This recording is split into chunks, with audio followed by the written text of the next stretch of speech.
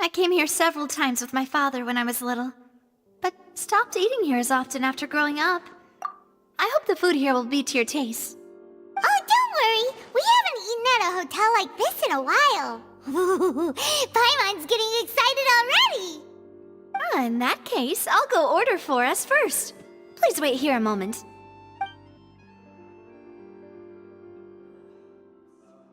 Ooh, everything looks so good. People in Fontaine sure know how to enjoy life. Why, of course. Go ahead, try whatever you like. If the food's good, I'll make a group reservation for the rest of Spina di Rosula next time. And if it's not? Well, then I'll still bring everyone. Albeit with only one dish per table. You, sure have your own way of doing things. Oh, we called this a farewell meal, but we could also treat it like a victory feast, right? We did just win that case after all. Oh, true. Very true. In that case, boss, we'll have another 2 dishes. Huh? Paimon didn't mean that you had to order even more food.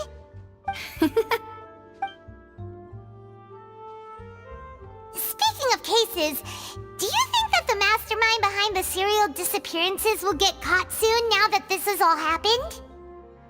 Well, we've certainly taken a big step forward, but I feel that's about it. We know that there's an organization that means to dissolve these young women, but we still don't know what they are really after. If it hadn't happened right in front of us, Paimon wouldn't have ever believed that a person could be dissolved like that. Right? Yet it was because this was such a preposterous notion that the investigation could never really move forward before. Ugh. If only that guy could have finished speaking! We were so close to hearing who was behind it. In such investigations, even the smallest step can seem like a yawning chasm if the trail of clues is cut off. To be honest, I don't have high hopes for any follow-up that the authorities might conduct. It's not that I don't have faith in their ability, it's just that a different perspective is required in some matters. It's easy to guard against and deceive a single narrow perspective. A shift in thinking is required at such times in order to produce a breakthrough. Which is exactly why the Spina di Rosula exist. Those highfalutin folk are not all-knowing. That's why we exist. To seep into the cracks where filth falls through, where their watch fails them. That's the kind of problems we solve. Seems Paimon thought things were simpler than they actually are. It's all right. Well, this was supposed to be a farewell meal, so I doubt you have further interest in this business, right? Let's talk about something else. Like, what are your future plans? That's true. We didn't have a chance to speak to her after the trial ended. It didn't really seem like the right time or place to do it anyway. I see. So, your primary objective, which has been foiled so far, was to have a chat with the Hydro Archon. I've heard that there's a long line of people waiting to meet Lady Farina. I suspect you'll be waiting for quite a while, considering that you missed your chance today. Yeah, we've heard that she's super popular here in Fontaine, and that it'll be tough getting any of her time. Well, would you consider some more, unique ways? Perhaps even methods of, let's say, questionable legality? Guess that's Spina di Rosula's boss for you. Chock full of sketchy ideas. Well, what did you have in mind? Well, one way would be to infiltrate a performance troupe at the Opera House, only to abandon your act at the play's climax and ask to speak to her after the performance. I'm sure Lady Farina would be eager to see the ending, and would agree in order to finish watching the play, don't you think? Could you suggest something a little more practical? This plan seems pretty hard to pull off. We'd have to go learn how to act, and acting's really hard. All right, here's another. Find a way to conceal yourselves under her bed, then wake her up in the dead of night and demand answers. don't let her go back to sleep until she answers all your questions. I can personally testify that this one works. When I'm sleepy, I'll do anything as long as I can finally get some sleep. That might work, but that's not really the problem. The problem is we don't want to get ourselves arrested. Ah, valid point. I overlooked that part. I was just thinking about leveraging a person's desire for sleep. All right, no more joking around. Perhaps you could... Oh, I don't know. Cut the line when she's on a break. You did defeat her in court, clearing citizens of hers from false accusations. False accusations she had nearly upheld personally. I imagine that she feels quite ashamed about the whole thing. You mean that if we catch her while she's on a break, she might be too embarrassed to refuse? Oh, that does make some sense. Why don't we give it a try after this meal? You know, strike while the iron is hot and all. Huh? Paimon, did you drink my Fanta? Was this your drink?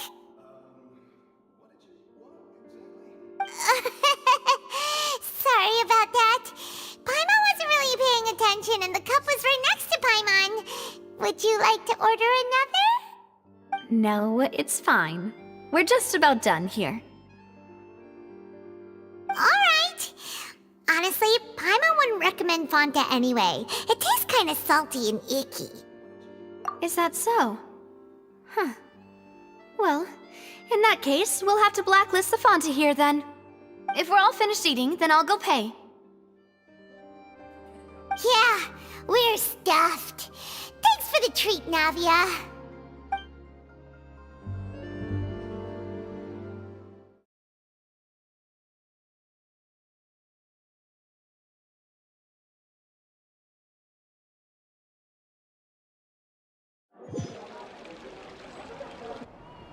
Oh, so full. Paimon can barely float anymore.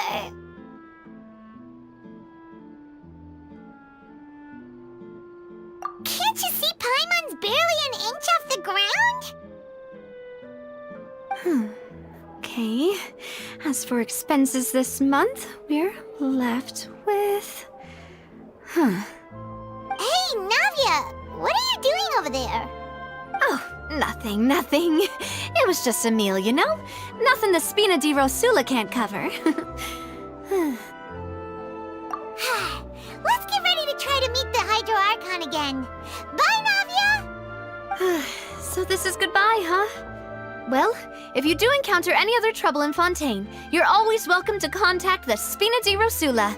I'll give your request the highest priority. In any case, I wish you smooth sailing. I'll see you again, partner. See ya!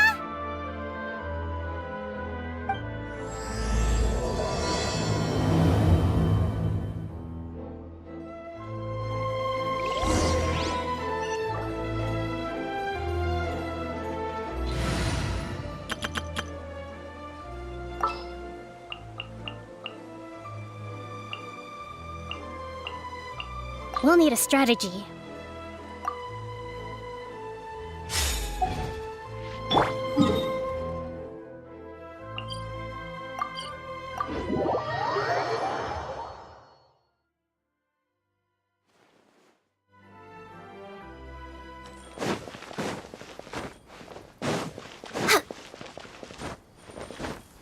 We're way behind schedule.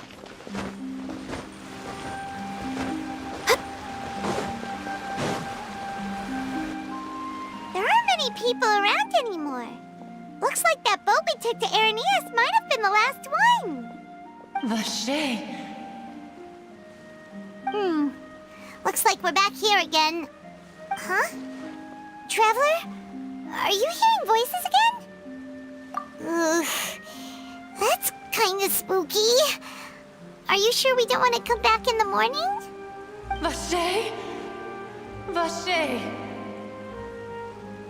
Hey, why are you still walking towards it? There might be something nasty in the water. Huh? Hang on. Paimon can kinda hear a voice. It's calling for Vache, right? Hey, Traveler? Stop walking! Come on, wake up!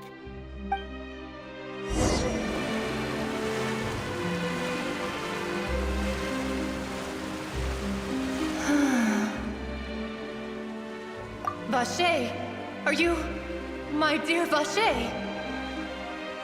No, wait. You seem to be someone else. Do you know Vache? Do you know where my love is? Wait. Who am I? I'm very sorry. I fear I do not know. My memories feel like they have been washed away like a flood. So many fragments dissolved amidst the tide, never to be recovered. How much have I lost? How many things that I once held dear while on land have I since forgotten? Yes, that is what I was once. But now, I am but the consciousness of one who is lost, therefore. I do not know how I came to be like this either. I only vaguely remember being covered in light blue water, and then all grew dim. I also remember going to many places. I loved adventure, loved exploring places of peril. No matter where I went, Vache would go with me. I knew how dearly he loved me, and I also loved him equally as much. But now, we can no longer go back. The pain of such parting, I never knew how heavy it could be. No, our reunion no longer has any meaning. There is no way for us to create any new memories. The thought of me gives him no succor, so let it lie forgotten beneath the waters.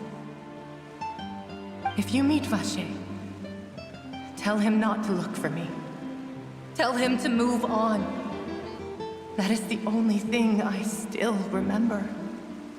Perhaps that is so, as I was submerged in the waters, losing consciousness.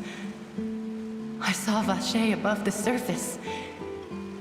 His eyes were filled with such sorrow, such longing. If only I could have comforted him, told him that I did not suffer. Indeed, I had felt a great warmth. Is that what you call it? Dissolving? If anything, I consider it a form of release. It was a state of neither fear nor frenzy, with only an endless peace, like the water's still surface.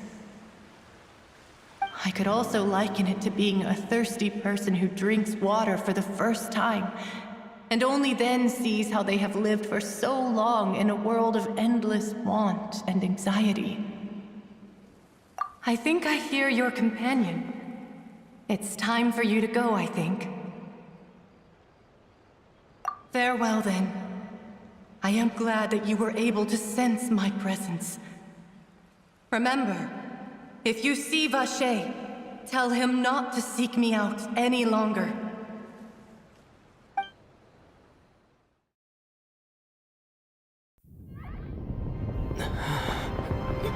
Wake up! Come on, hurry! Navi is outnumbered!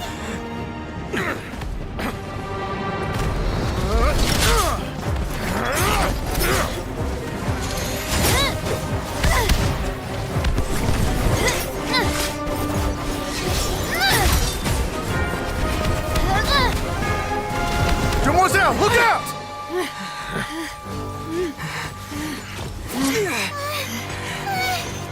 Dear God, it's a whole army of Gardemeks.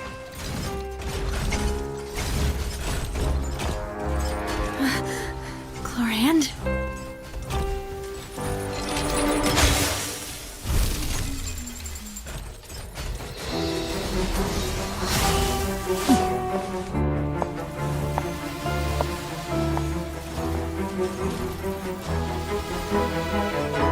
Quick, now's our chance!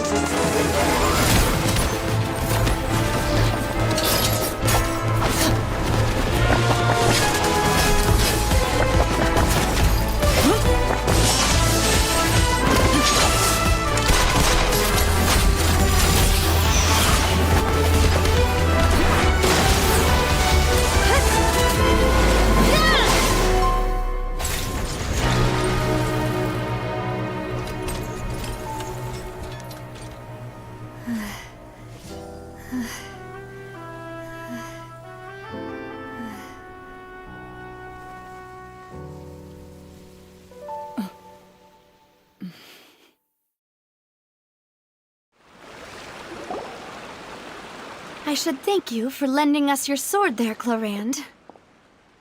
But before I do so, could you explain how you managed to show up here? I followed you. It seemed to me that danger has followed you more closely as of late. I believe that following someone without their knowledge is actually called stalking, is it not?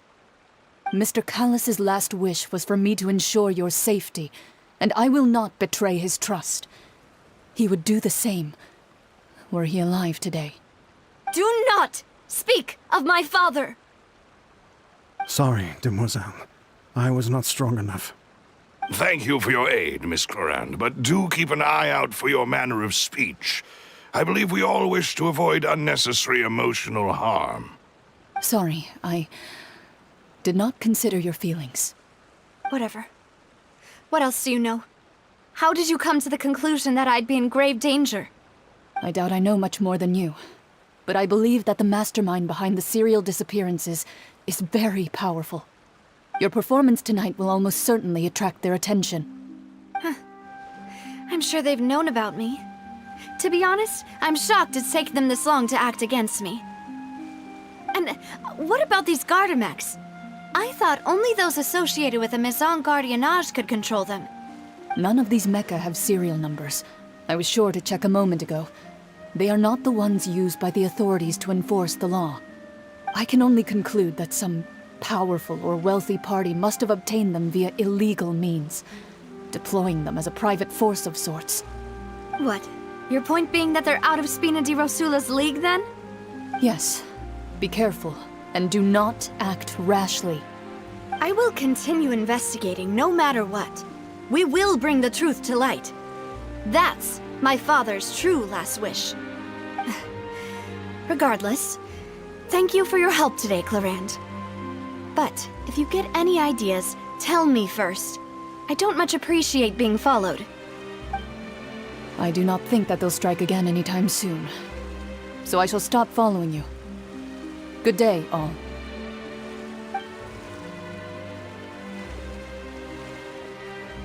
Right. I suppose that's the best news we've gotten today.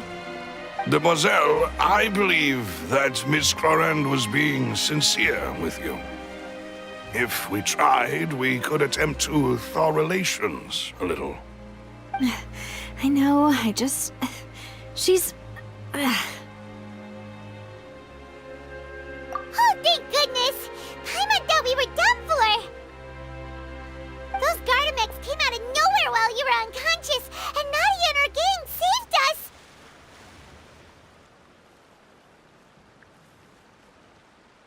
Oh, and there was that champion duelist named Clorand who came out to save us too!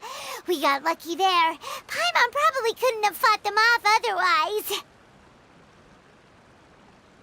Oh, come now.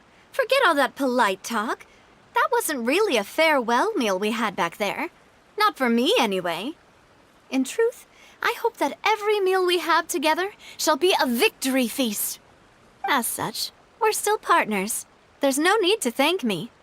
It will take 50 years for me to match Demoiselle's magnanimity. If it were me, I would have joined the Spina di Rosula on account of her goodwill long ago. All right, you two. That's enough. Actually, Navia, how did you know that we were in danger? You sure did show up in the nick of time. Well, to be honest, you're the one who tipped us off, Paimon. Huh? Really? Paimon contributed somehow? Ooh, Paimon's even more amazing than she thought! Yes, all thanks to you grabbing my drink by mistake. How did that help? After we parted ways, I was on the way back to one of our bases when I suddenly thought of what you said. That the Fanta tasted kind of salty and icky. Fanta only comes in sweet flavors, so how could it have tasted salty? The color of the drink, if I recall, had also been a bit off. So the Fanta had been spiked with water from the primordial sea? Yes. So, if you hadn't drunk that cup for me... Spina di Rosula is preparing the grandest of awards for you as we speak for saving the boss. Huh. Really? I sent people to Hotel de Boer to investigate, but whoever did this left no trace at all. That's when I figured out that you might be in danger, and hurried here as quickly as I could. But why would they go after us too? All we did was defend Linny in court and help clear his name. Ugh, now we're caught up in this mess too, aren't we? Well, you did foil a plan that they were probably pretty proud of, and almost got their name in the process. Speaking of which, did anything strange happen when you drank the primordial seawater? Well, it can't be a coincidence that the traveler fainted just now. He said that he heard that voice calling for Vache again. Oh, and this time Paimon heard it too, but it was real faint. Does this situation have to do with the primordial seawater then? Does that mean the primordial seawater raises someone's sensitivity to hydro when it's used on people who are not from Fontaine? That doesn't sound like too much of a bad thing, to be honest. New intel? While you were out cold? Well, let's hear it, shall we? Oh, that is important. Vache. That name doesn't ring a bell. I suppose he hasn't stepped forward as a witness in court lately. Since he saw that young woman dissolve, he was at least at the crime scene. But he never gave testimony or any information regarding people dissolving in the primordial seawater. Could he have... Yes, thank you. This is very important information indeed. We will continue to investigate. Oh, you mean you'll help us investigate? Well, you did say that our farewell meal didn't really count. That means we're still partners, right? And besides, we're in this now whether we like it or not. You're not gonna let those people who targeted us get off the hook so easily, are you, Traveler? Demoiselle, do try not to look quite so pleased. You are the face of Spina di Rosula, after all. You talk too much. Well, in that case, let's head back to one of our bases, shall we? I'll arrange accommodations for you. We also have some plans to go over, and hopefully we can deepen our bonds as partners. But we'll take that one step at a time, I guess. Don't worry, you two. With us around, our base is definitely secure.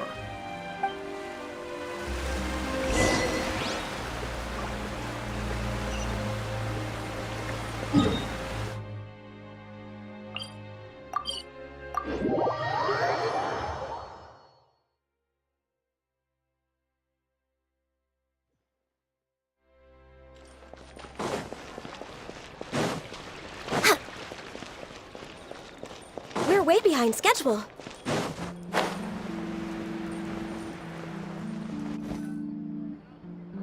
It's right up ahead, but let's make sure we weren't followed first. I've been keeping watch, Demoiselle. I haven't spotted anyone suspicious thus far. Very good. But let's not let our guard down for now. I shall find rooms for our respected guests. Thank you, Malus. Now, let's continue, Traveler.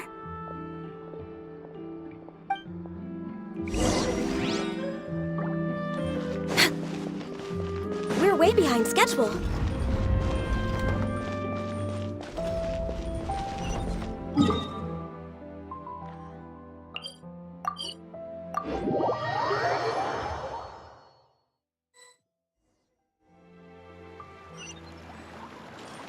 Next check.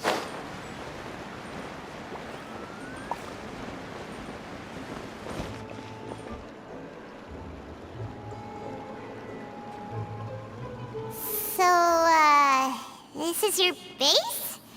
It's not quite what Paimon imagined.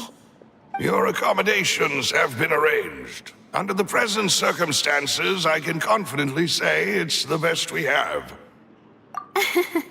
Well, our funds have been a little tight lately. After all, we don't allow illegal or unethical profiteering. In fact, our funds often come from citizenry who support us. Seems like it's tough times for everyone. But if you have the support of the people, that does sound like it's worth it.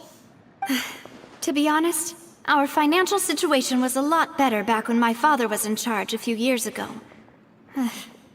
I'm afraid I'm not quite his equal. Your father... he was the previous boss of Spina di Rosula, right? How did he... Demoiselle, if you'll allow me to explain. No. I'll explain it myself. I suppose I couldn't run from this topic forever. And as partners, this is something I hope they can understand. My father's name is Callus. Yes, the same one they call Callus the Unfaithful in the streets. 3 years ago, he was accused of murdering his own friend. But he chose a duel to defend his honor instead of standing trial. He died in the duelist's ring. Oh no. But I do not believe my father was a murderer. I'm sure he was set up. At the time, I believed that if he only stood trial and was duly investigated, something amiss would crop up and prove his innocence. But strangely, he not only requested the duel himself, but rumor has it that even after being seriously injured, to the point where he could be deemed as having lost the duel, he refused to surrender, determined to die in the arena. 3 years later, I still don't understand why he did that. How could he protect his honor if he's dead? If anything, he gave up his chance to defend himself. The closest piece of info I have is that my father had been investigating the serial disappearances case at the time of his death. Ah, so that's why you're so determined to get to the bottom of that case. That's right.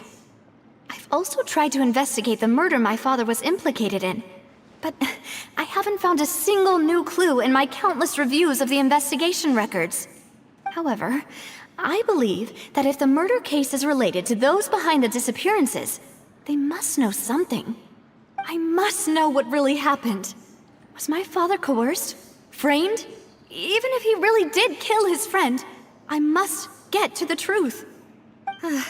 If only he'd been more open with me when he was still alive. He even hid the fact that my mother died due to complications when giving birth to me.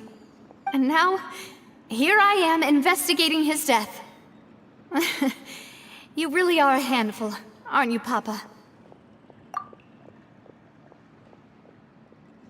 Demoiselle, please, if there is anything I can do, anything at all. I also will never believe that Master Callus murdered anyone. There are none whom I respect more than the two of you, Demoiselle.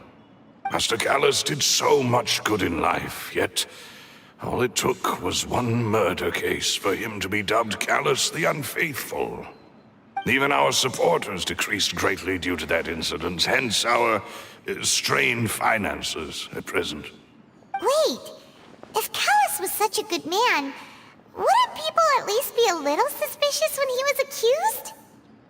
No. Perhaps people just revel in that kind of drama. It's not something exclusive to people from Fontaine, really. Everyone's like that. People love watching the evil turn over a new leaf, but they also enjoy watching good people fall into an abyss from one slip-up just as much. But how could... never mind. If Callus was really falsely accused, we have to find the truth. He didn't deserve to have that happen to him. There is one other thing. Master Callus's opponent in the duel was Ms. Clorand. Oh, her? Well, then, isn't that as good as saying that she was the one who killed him? Yeah, that's not the sort of thing that you can just let go and move on from. Miss Clorand has always placed great emphasis on the honorable nature of the duel. If her opponent doesn't yield, she will not stop either. She knew Master Callus beforehand and greatly respected him, but seeing how he was resolute in the arena, there was only ever one choice she could have made. It's not that I don't understand her at all, but I just can't deal with this yet. Don't worry, Navia. Paimon knows how you feel. You don't have to force yourself to do that. Afterward, Miss Clorand told us that at the start of the duel, Master Callus requested that she ensure Demoiselle Navia's safety. Yes, that is our understanding as well. Oh, Papa. What madness drove you to ask the person who killed you to take care of me? All right, anyway, that's the information I wanted to share with you. Even if it did sound like I was just complaining towards the end. Thanks. You two should go and rest. This was quite a day after all. Yeah. Paimon's beat. Please, relax and get some sleep. We will ensure you rest soundly.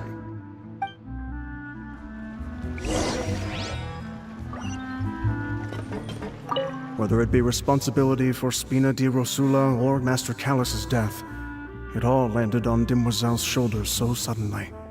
This won't do. I must become stronger.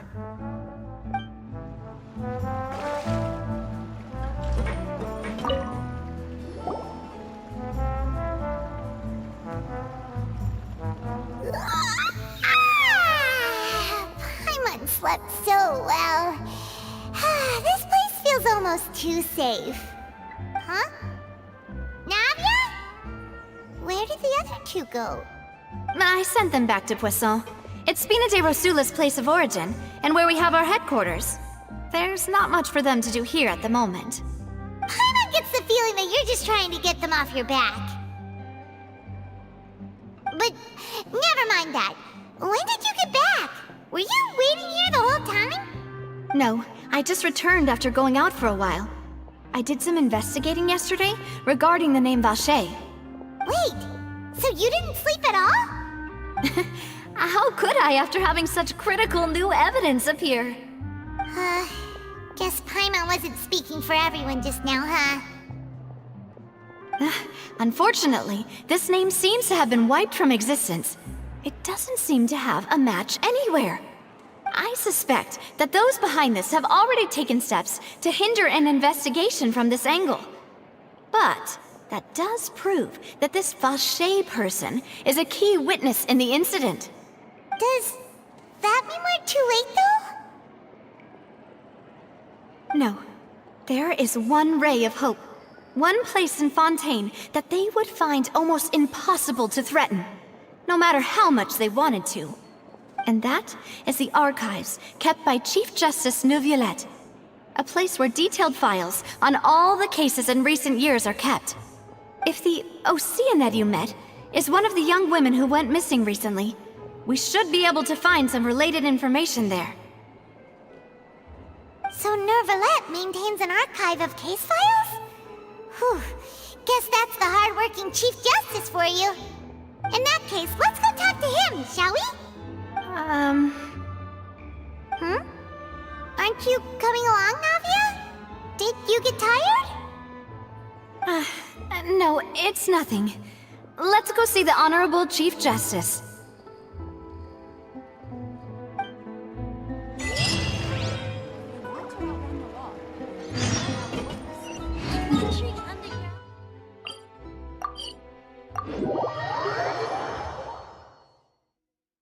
The Palais is right up ahead.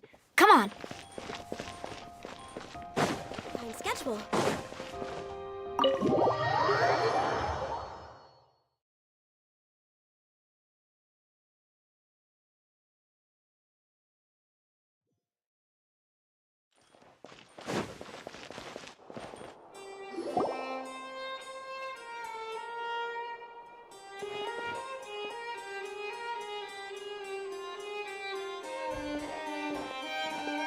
Halt! Please state your business here. The Chief Justice is presently occupied with official matters. Huh.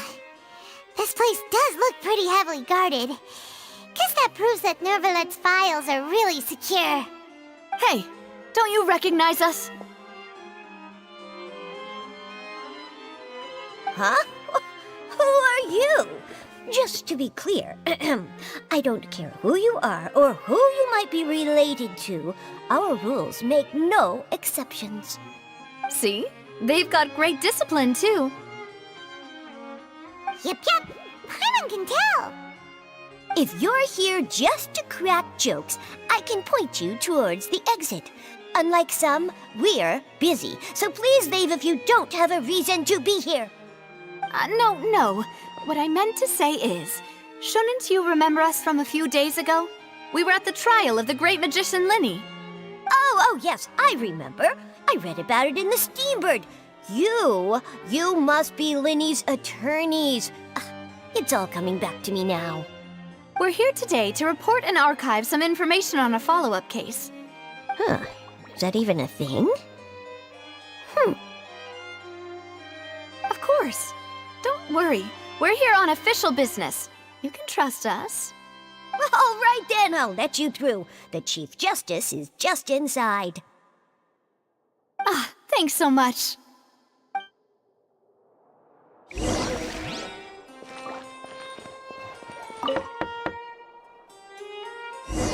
Please come in.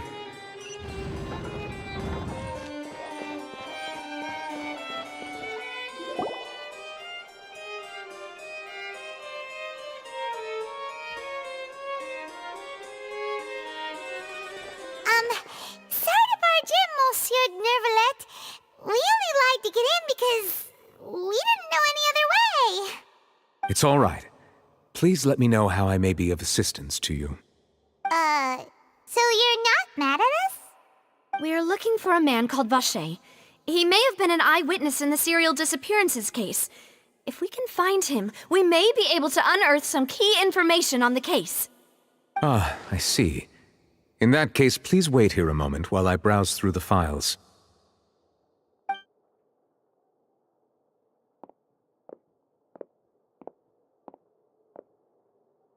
Who knew that Nervalet would be so easy to talk to?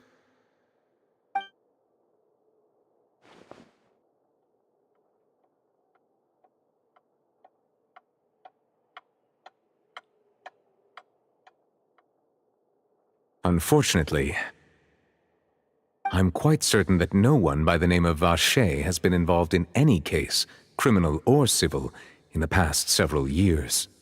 There are no records of him either in the files or in my memory. Traveler, what if it was really just a dream? Is that so? All right then. Thank you so much, Monsieur Neuvillette. We'll take our leave now.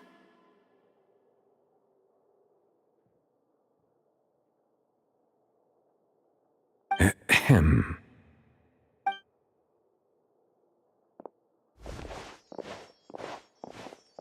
Miss Navia, I can understand how you feel. Your father, Callus, was a truly exceptional man. We deeply regret his passing.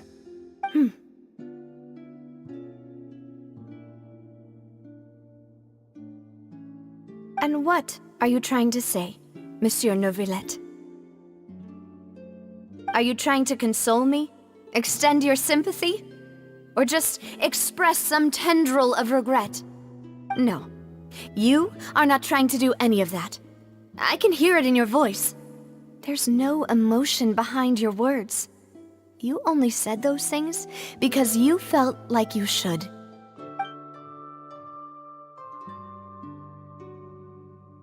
It's just like last time.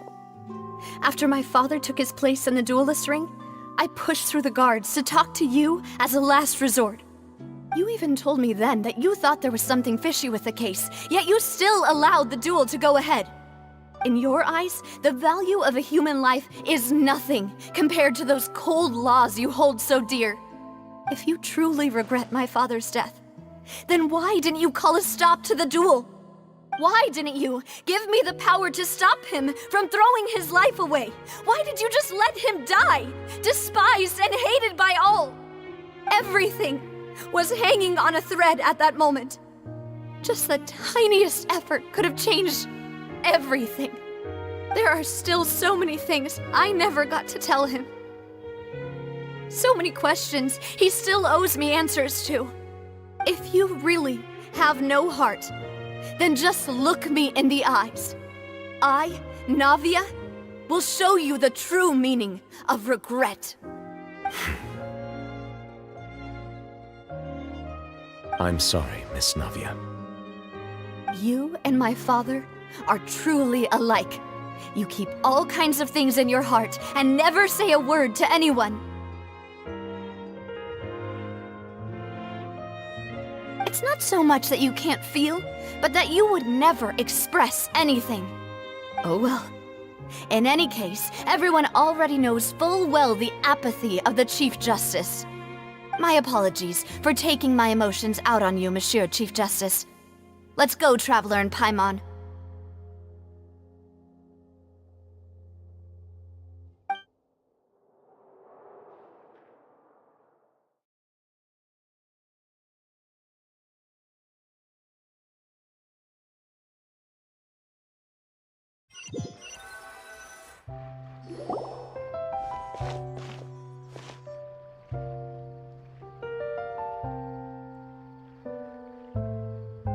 Navia, are you okay?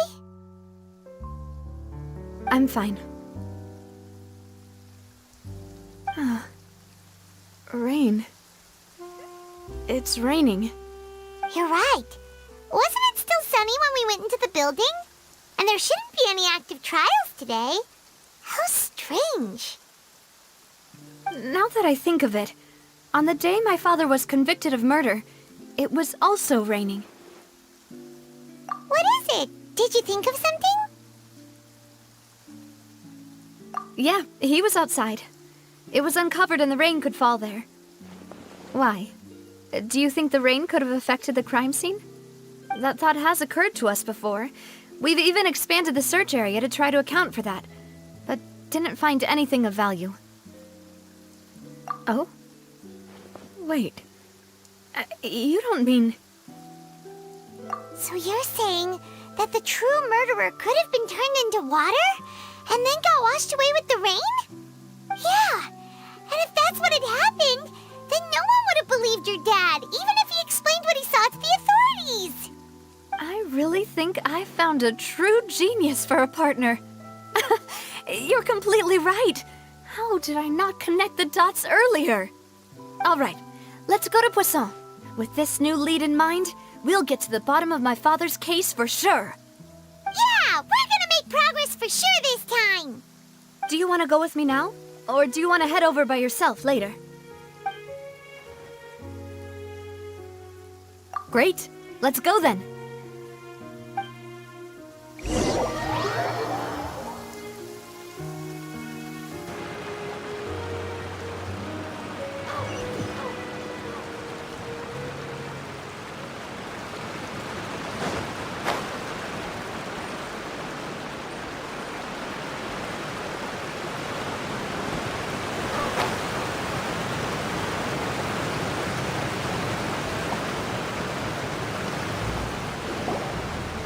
Whoa, what a huge ship! Why would a ship be anchored at a place like this? There's no need to be so surprised. While it may look like a ship, it's actually Spina di Rosula's headquarters. My father was the one who asked for it to be built like this. Perhaps our taste in exterior design is the only thing we occasionally had in common. A gigantic and glamorous ship embodies discovery, opportunity, ambition, and conquest. It symbolizes Spina di Rosula's bright and limitless future. And Paimon thought you were bluffing when you said Spina di Rosula had a glorious past. Paimon was confused why a group with such a history would live in the sewers. But now that Paimon has seen this ship for herself, she's been convinced. Well, Poisson is where Spina di Rosula began, after all. It's our main base, our home.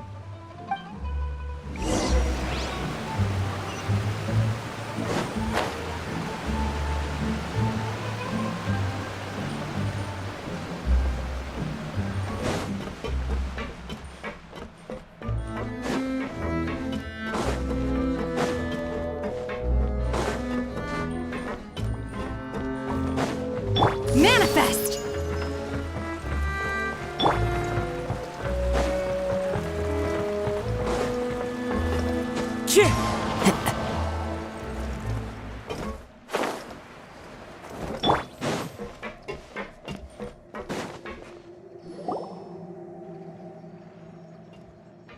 Maloose, we're back! Apologies for the wait, demoiselle, and our most important partners. You said before that you still had some business at the court. What brings you back to Poisson so quickly? About that. It's because my partner here reminded me of something really important. You see, what if my father's case had something to do with water from the primordial sea? You still remember, right, Maloose? On that night, it was raining? Yes, the case was quite similar to that of Mr. Linney's. Both were what you'd call impossible murders. Could you tell us a bit more about what happened before? Yeah, of course. Many years ago, something called synth began to gain popularity in Poisson. At a glance, it was a kind of drink that could excite your mood and produce many pleasant hallucinations. Wait! Didn't that guard guy who turned into water also mention that the primordial water could be used to produce some kind of potion? Yes, he did. Considering what we know now, it's almost certain that synth is created using water from the primordial sea. If you drink synth for an extended amount of time, you'll suffer many side effects, such as losing the ability to focus or control your emotions. And if you were to stop drinking it completely, you'll experience flashes of paranoia and anxiety while lacking energy to do anything. It's an extremely dangerous substance. As he oversaw Poisson, my father was compelled to put a stop to synth abuse and called for a complete ban of it. Boss's uncompromising attitude incurred the synth vendor's wrath, but no matter how much they threatened or bribed him, he refused to yield. Not only that, Boss became determined to find the mastermind behind the synth operation and put an end to the problem once and for all. Yes, but the enemy was very cunning. So he could never get anything out of the dealers, all of whom only sold the stuff and weren't privy to the rest of the operation. Recognizing that, my father decided to contact the dealers in secret and cultivate personal relationships with them. Finally, he was able to convince someone to become his informant. The man's name was Jacques. He felt greatly ashamed about his work after seeing many families destroyed by synth abuse. That night, my father hosted a banquet at his countryside estate. He planned to meet up and exchange information with Jacques over some food. But then, we heard 2 gunshots from the courtyard. We raced to the scene and found my father, still holding a gun, and Jacques, who was already dead on the ground. Huh? How did that happen? Aren't they on the same side? Sounds just like Lenny's case, doesn't it? In both cases, the culprit seemed obvious, but neither appeared to have any motive at all. Looking back on it, though, I now believe the most important clue was something we all overlooked at the time. There were pieces of clothing left at the scene. Precisely. It's all thanks to you that I made the connection now. Back then, we all just thought they were some costumes that Jacques used to disguise himself at the banquet. But, considering it now, it's almost certain that they belong to a third person at the scene. With one extra person, we'll also need to reconsider why the 2 shots were fired. You're right. We still don't know what happened. But my intuition tells me that we're on the right track to figuring it all out. I'm finally headed towards the truth. Jacques was an empathetic man who was infinitely remorseful for his past actions. It's unlikely that he turned on Boss with 0 warning. I think this third person is probably the key to the full truth. On that note, however, even though this will not please you, demoiselle, as your and your father's butler, I must still offer a word of warning. Our opponent is insidious and cruel. They are extremely difficult to deal with, and Boss has already lost his life trying to bring them to justice. Even though Spina de Rosula has lost most of its former glory, Poisson has welcomed a new time of peace, and we have been allowed to live out our lives. There is no need to follow your father's path. It would be both wise and in line with Boss's wishes to step back and give up on the case. If that's indeed what he wished for, then he should have told me that himself. Was I not the closest person to him? And yet, I was the one most kept in the dark. What was the point of him dying without sharing any of the secrets he knew? Did he manage to protect anything in the end? Synth is still here. Callus the Unfaithful is still his epithet. And Spina di Rosula is barely getting by. Nothing has changed. Did he think I'd just accept his meaningless death and live out my life just as meaninglessly? I've never accepted that, ever. Not since that day, and certainly not now.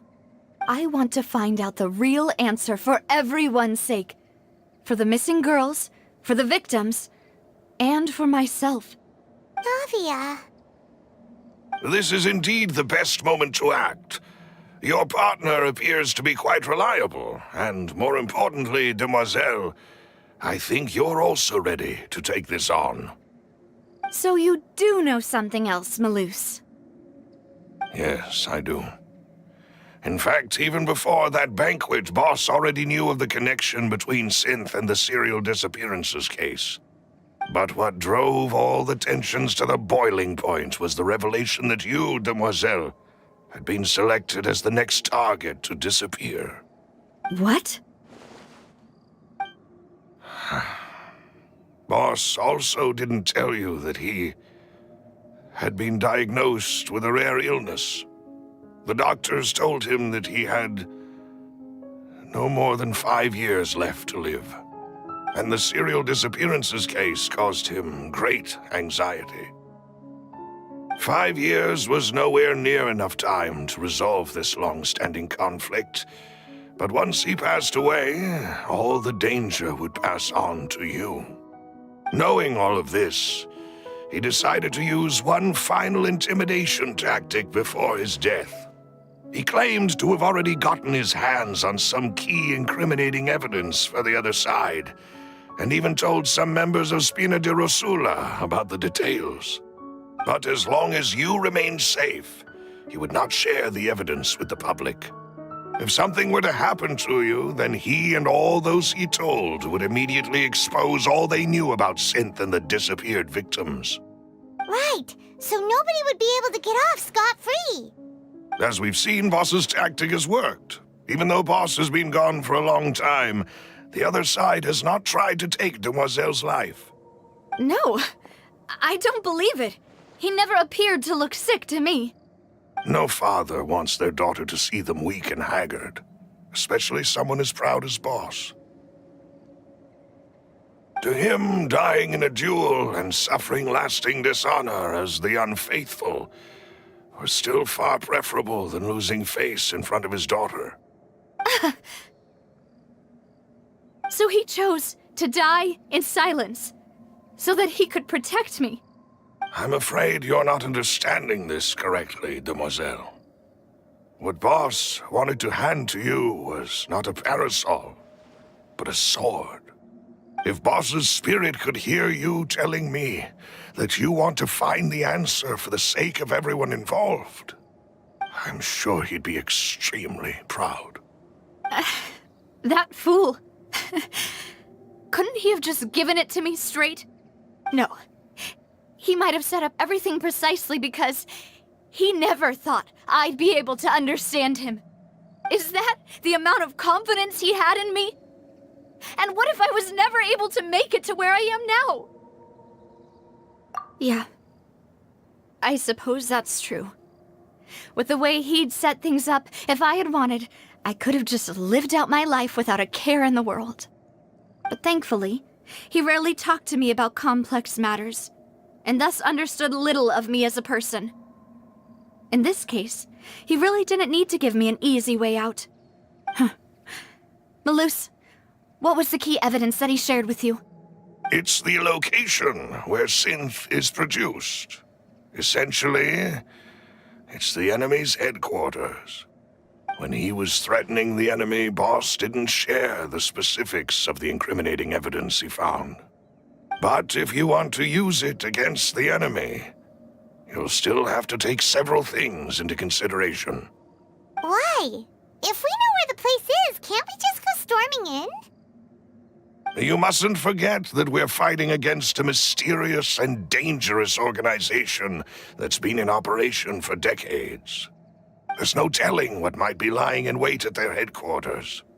We also have no idea what kind of evidence we may be able to find inside, nor what people we may be able to capture. But a single visit to their headquarters would be tantamount to a formal declaration of war. The worst case would be that we leave empty-handed, but also open ourselves up to full retaliation. Then, in that case, why not work with the Fontaine authorities? Well, you saw one of them dissolve during Mr. Linney's case. We have no idea just how thoroughly they may have been infiltrated. That's true. Seems my father really had no choice. But things are different now.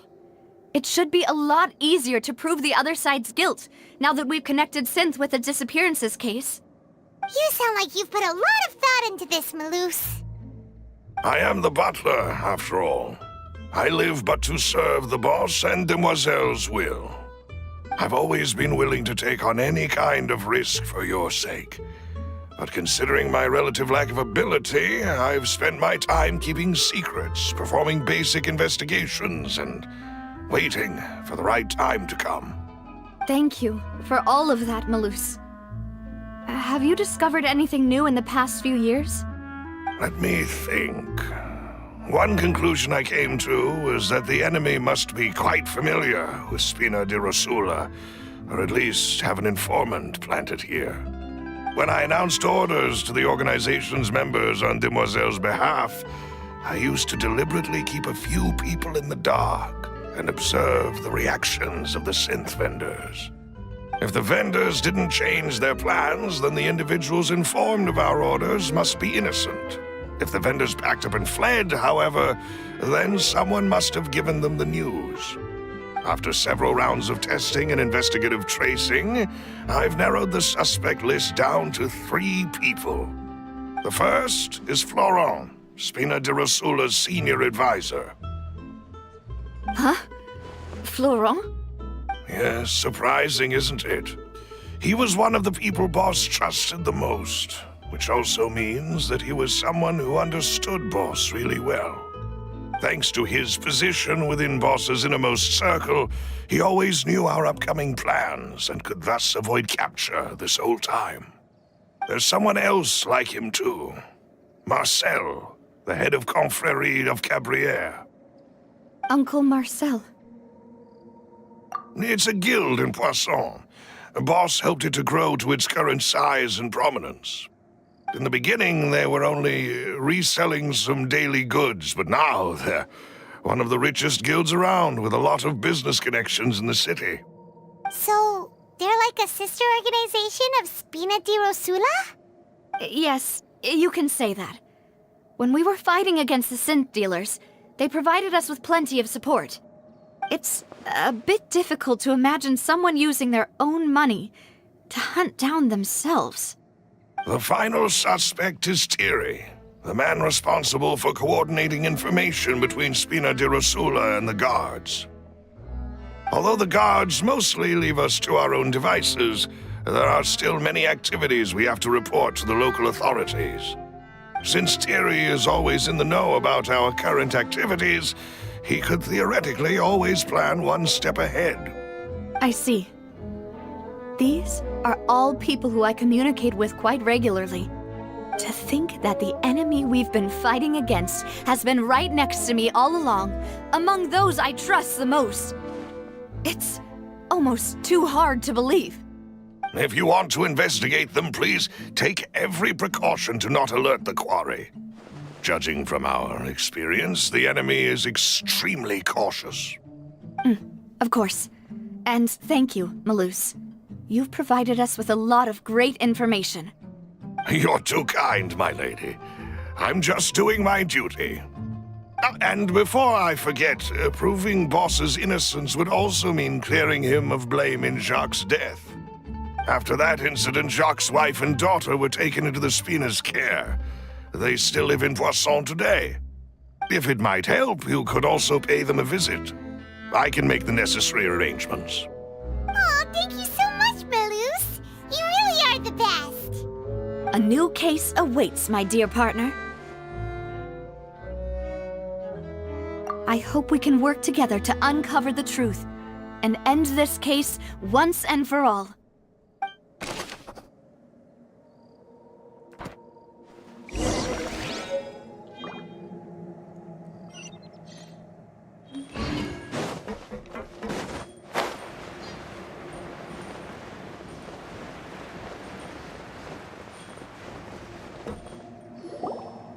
It is settled, then. Please excuse me, and enjoy your conversation at your leisure.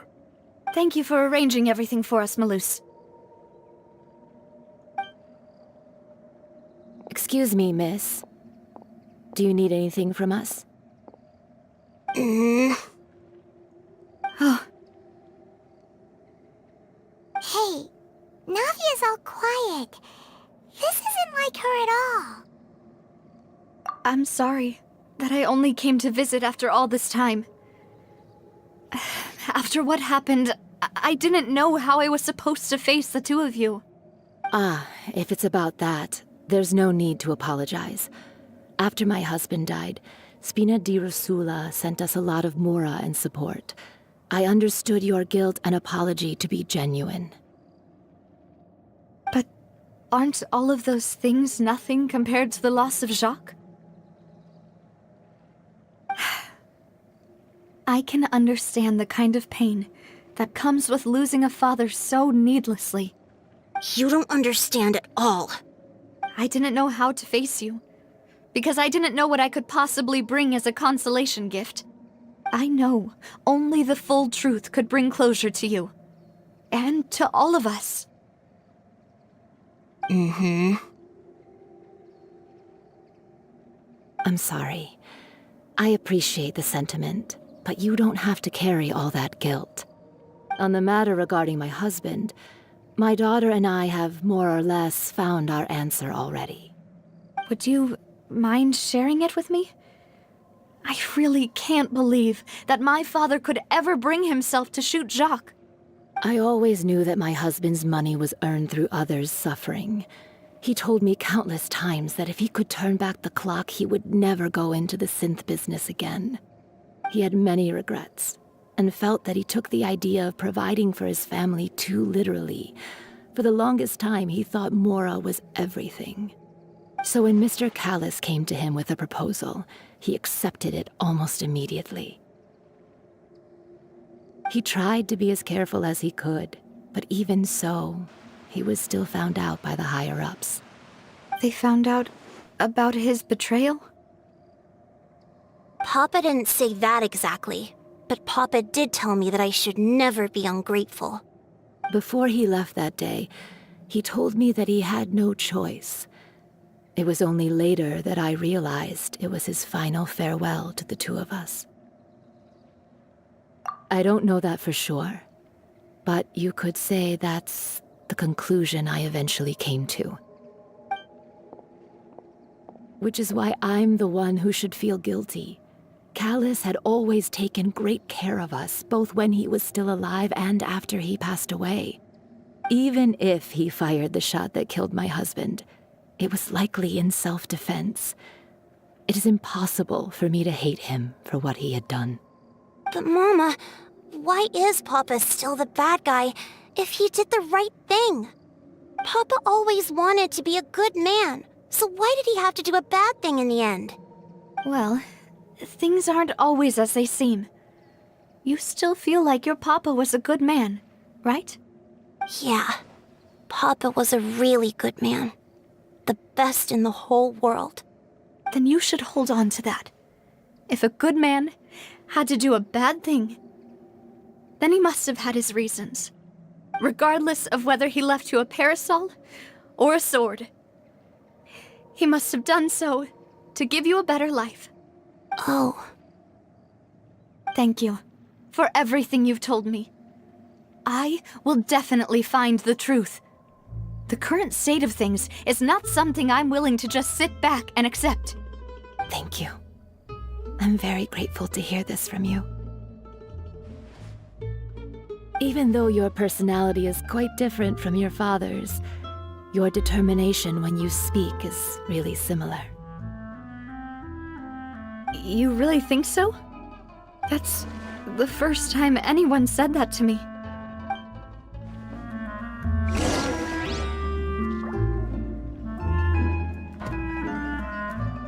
I'll leave my husband's case to you.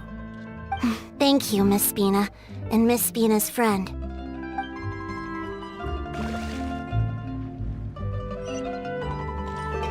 Are you okay, Navia? I'm fine. Don't worry. Let's investigate the 3 suspects next. The ranch should be nearby, and we should be able to find Thierry and Uncle Marcel in the city.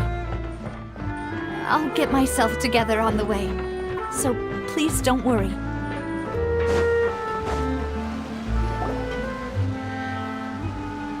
Greetings, boss. How may I be of assistance today? I'm sure you've heard about what happened at the Opera House? Someone got turned into water right in front of us. Yeah, I've heard. With something that dramatic, I'm sure journalists will milk it for all it's worth. And it'll be all the talk for the next several weeks. It also reminded me, on the day that the incident happened with my father, it was raining outside, and we found some clothes left at the scene. After my partner here put the dots together for me, I feel like we should try to reopen his case. Can you do me a favor and try to recall what happened that night? Let me think. Mr. Callis was feeling pretty upbeat that day. So he was drinking and bantering away with us at the table. After that, he told us that he wanted to go get some fresh air. So we let him go without thinking much of it. Who knew that we would hear 2 gunshots ring out right after? My first reaction was that Mr. Callis's life was in danger. So I grabbed my holster and made a mad dash toward the scene. But when I got there, it was already too late. Mr. Callis was standing over a dead body with a gun in his hands. All we could do was look back and forth at each other, not knowing what to say. So you also remember 2 gunshots then? Indeed. The guards said that the first shot didn't hit anyone, while the second killed Jacques. But I've never really bought that explanation. Reason being, Mr. Callis had left his gun on the table. I even made sure to confirm that before running to the scene. But according to the guards, that doesn't mean he couldn't have had other guns on his person. About the clothes left at the scene that you mentioned, do you think there was a 3rd person there who was turned into water? At least from our perspective, my father had no reason to kill, so he would also have no reason to bring an extra gun with him. The gun he was holding probably belonged to Jacques, or a 3rd person on the scene. Yeah, that makes a lot of sense. So you're saying Mr. Callis ended up with the gun because he seized it from one of the other guys? But hold on.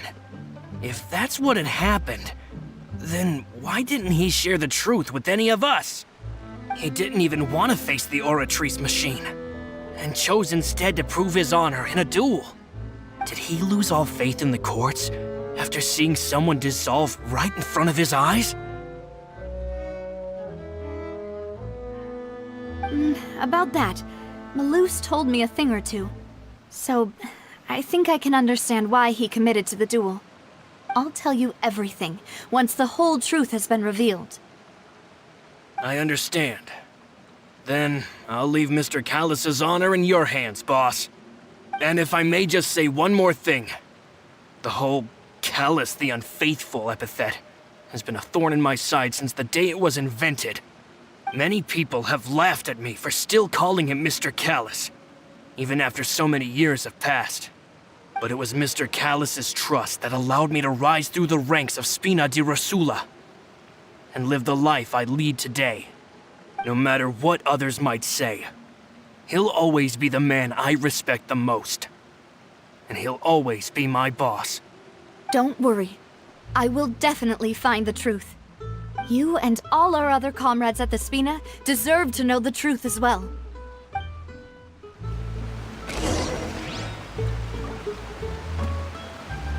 My apologies, boss, for that last sentimental bit. It's just... many years have passed while I've held my tongue. It's not often that I get to share my true feelings with others. It's always just like teachers. You gotta invest a lot before...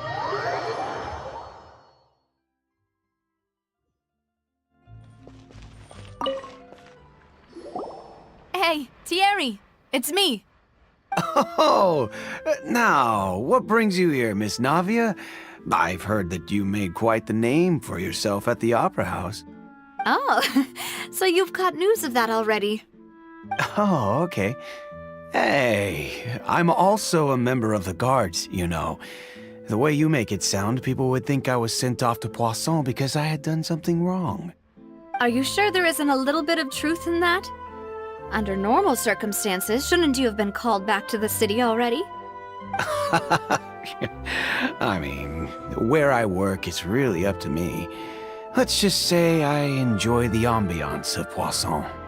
Callus did a fantastic job running the town, building Spina di Rosula from the ground up and clearing many obstructions in my way. It would be next to impossible for me to find a similarly easy but high-paying job in the city. Anyway, enough chit-chat. Are these two friends of yours? You, here for some formal business? Yes. These two are my partners. What happened at the Opera House made us realize that Linny's case and my father's may be related. We're trying to reinvestigate the details of my father's old case. Ah, I get it. You think there might be more to the case now that we know people can be dissolved into water, right? I was also flabbergasted when I first heard of it. If you want to go through the original files from your father's case, I can help you look for them. That'd be much appreciated. Thank you. Actually, I have another question. Do you have the authority to dispatch Gardemeks? Of course. Without them, I couldn't possibly handle Poisson on my own. Why do you ask? We definitely can't use them to forcefully get more evidence for your father's case. Well, you see, just recently, we were attacked by a horde of unnumbered Gardemeks in the city. So, if you hypothetically wanted to do something against me, all you would need to do is get rid of the mecha serial numbers and send them after me. Then you think too highly of my abilities. Dispatching mecha is very different from controlling them. If I had to make an analogy, when you order a dish, the chef will make it for you. You can ask the chef to cook, but not to massage your shoulders or carry your baggage. If you try to make unreasonable demands, the chef would just think you're out of your mind and ignore you completely. The same goes for me and my Gardemeks. Removing a serial number is also not as easy as you might think. There are a lot of complex steps to it, and it's almost impossible to keep it a secret. So I can promise you, those mecha were definitely private units. They're certainly not cheap. So, whoever their owner is must be super rich, powerful, or both. Now that you mention it, though, being in the synth business would definitely be profitable enough to afford this. Oh, then you're officially in the clear, Thierry. Oh, well, thank you for the vote of confidence, Navia. Jokes aside, I'd like to wish you all the best with your investigation. I'll be staying in the city for a little while, so just come find me if you need any support from the guards.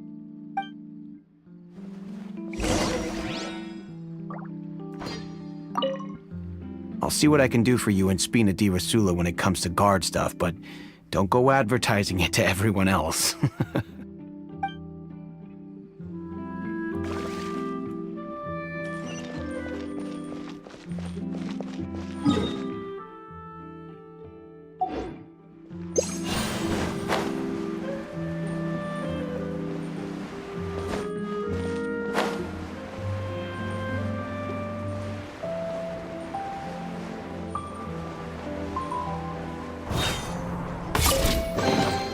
Beautiful treasures are a cause for great happiness.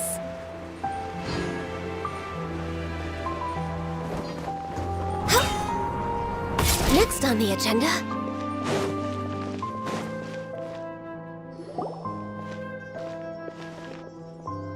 Hello. How may I help you?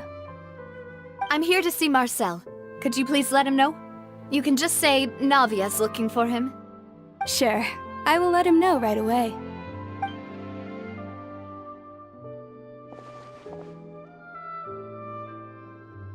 Navia, hello. Sorry to keep you waiting. I'm not as young as I used to be, so my legs are giving out a bit. Oh, it's all right, Uncle Marcel. There's no need to stress.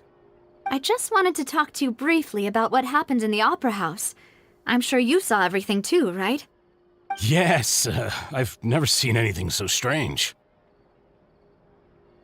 Oh, you were at the Opera House too?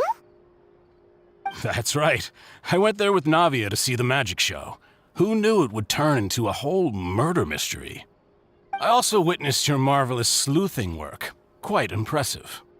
To beat the Hydro Archon at her own game on her own turf, I can already imagine everyone in Fontaine discussing your exploits over a few glasses of wine. Oh, Paimon doesn't want to become the talk of drunkards. Apologies.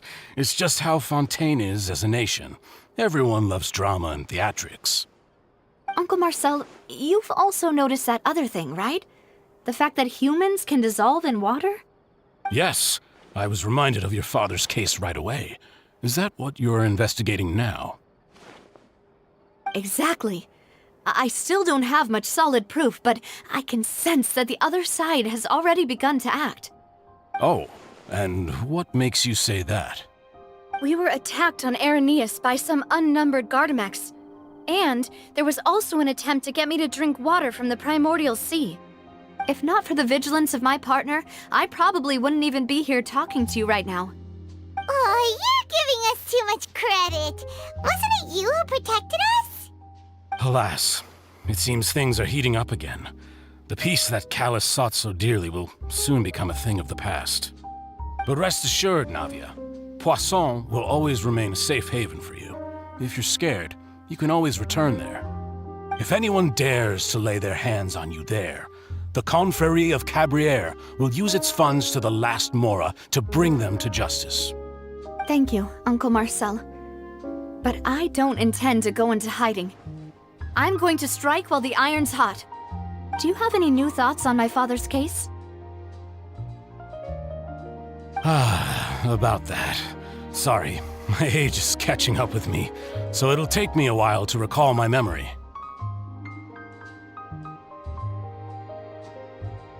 The Confrérie was responsible for that banquet, so I was out and about the whole time making sure things were running smoothly. I didn't even have the time to drink with the guests. Then I heard the sound of a gunshot, and the rest was history. Oh, it's okay. No need to push yourself. We'll ask around some more, see if there are any valuable clues elsewhere. Sounds good. Just let me know if you ever need Mora. All my wealth comes from Callus's patronage and support. I'll spend however much it takes to clear his name.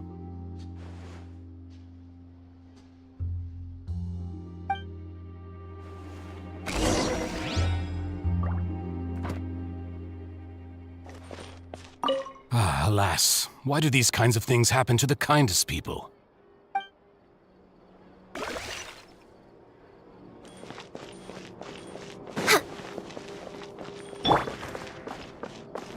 Time to get.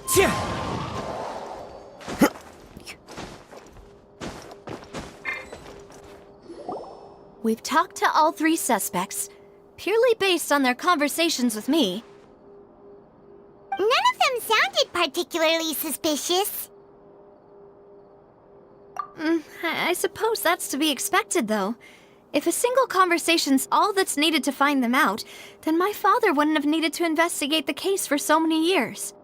Anyway, even though we didn't make a breakthrough, let's still compile what we were able to find. But where should we start?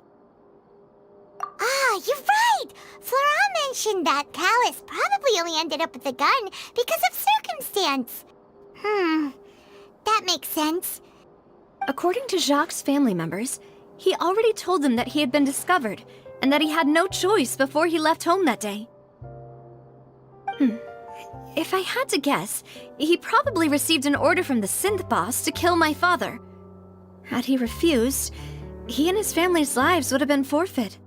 So, Jacques fired the first shot? Oh? And why is that?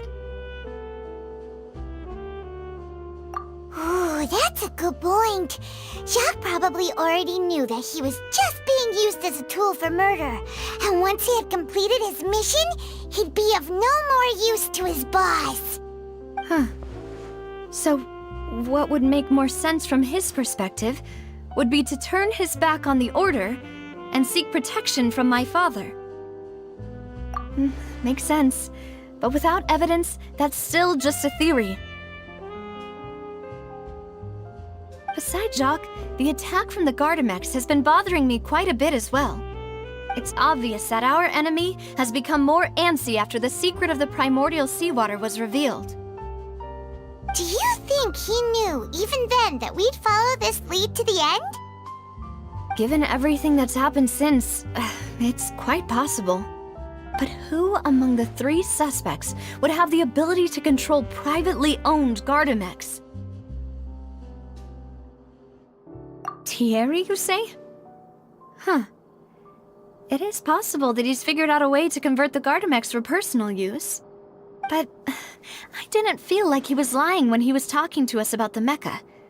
I also don't think he'd be able to keep that kind of tampering under wraps. Yeah, had he actually tampered with the mecha, we'd be able to prove it with a simple check of the guard's inventory. If the mecha were taken from the guards, it should be pretty easy to find out when and how that happened. Florent? It is true that he was closest to my father, and thus had the best chance of learning about his dealings with Jacques. But as Spina di Rosula's advisor, his work mostly deals with personnel and security, so he shouldn't have much means when it comes to finances. So you're saying he's too broke to afford a mecha army? Exactly. He can't. And even if he could, I don't think he would be able to dispatch a whole group so quickly. Uncle Marcel? My father did really trust him. And they worked together on a large number of projects. Maybe that's how he got to know Jacques. And with funds from the Confrérie, he could also afford a large number of Gardemeks. It's still really hard for me to imagine, though. After all, Uncle Marcel has been around since I was just a child. Also, wouldn't this mean he has been spending a whole lot of mora and energy to fight his own synth business? Who could it be?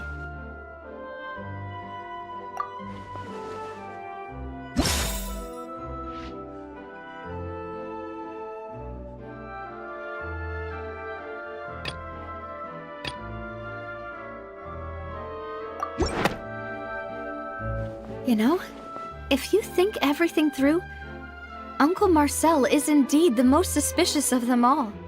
Could we be missing other suspects? Malus didn't know about the people turning into water thing when he narrowed it down to these 3, did he? Malus has always been very reliable, and his judgment of others' trustworthiness has been fair and well considered. When he laid out his case for the three, the rationale he gave me made a lot of sense as well.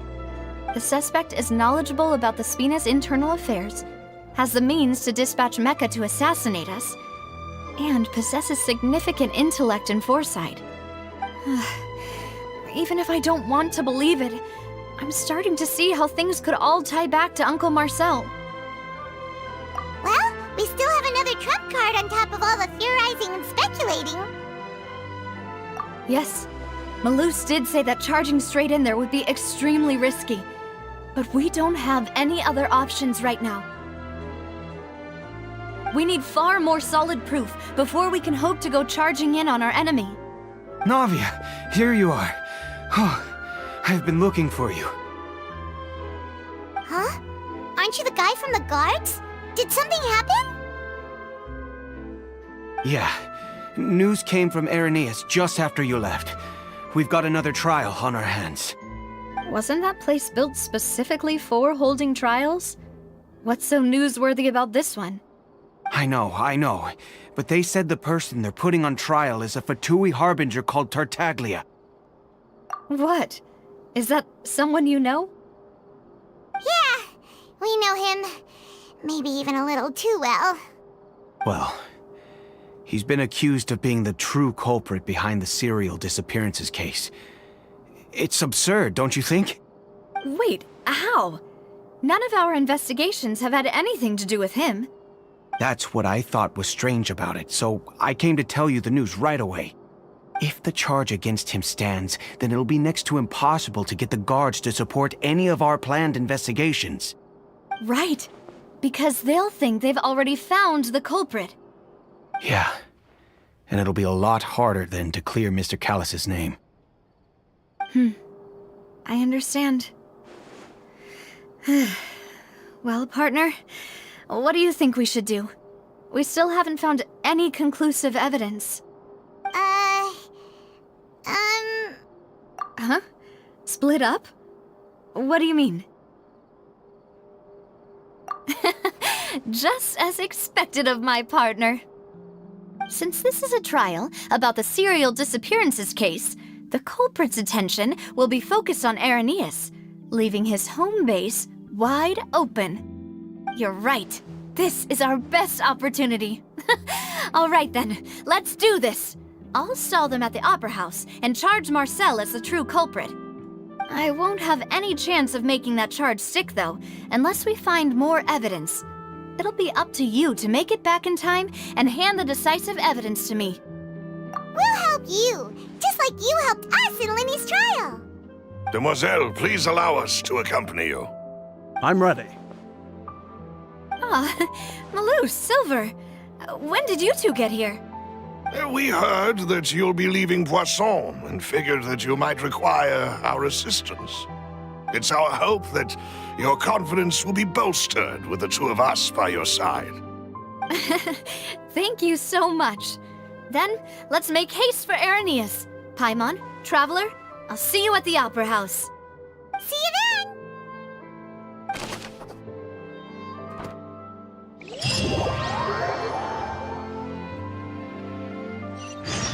Now that Navia has set out for Irenaeus, we should also get going. The location has already been marked on the map, so let's head over.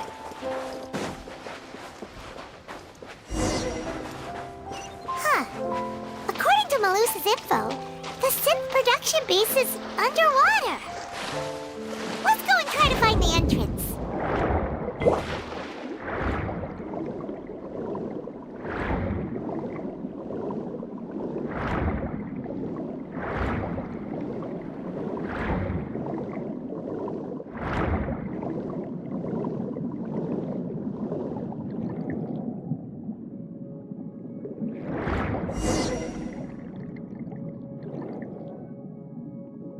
Finally found it! Huh. So this is the entrance that leads to the synth production base. It sure doesn't seem out of the ordinary at all. Ah, you're right. An important place like this is bound bound to have a ton of protective measures and mechanisms. Navia's probably arguing up a storm right now to stall for us.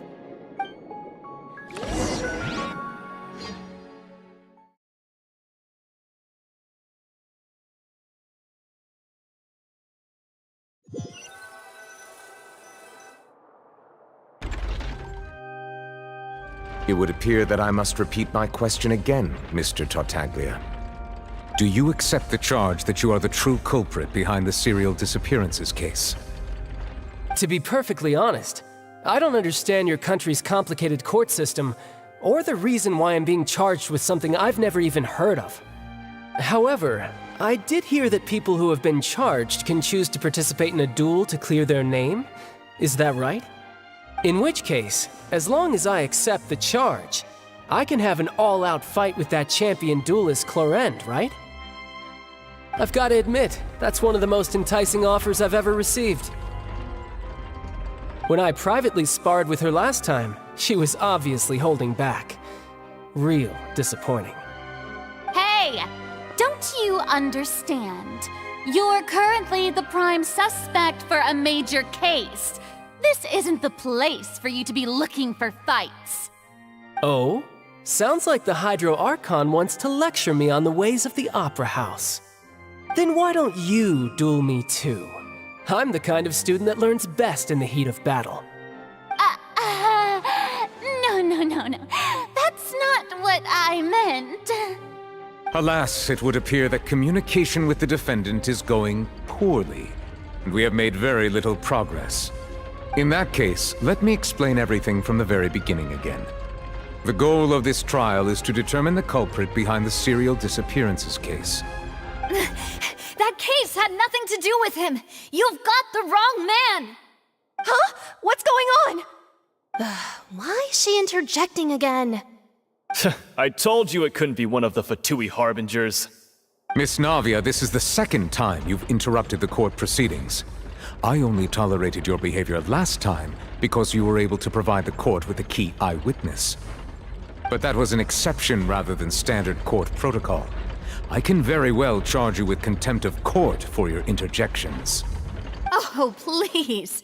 Did you ever think I had any respect for this place's pointless theatrics? We can put that discussion aside for now. I'm not here to argue with you. I'm here to charge the true culprit behind the serial disappearances case. And if my charges prove true, then Tartaglia here will be proven innocent by default, correct? Oh, a young lady has charged in and offered to clear my name.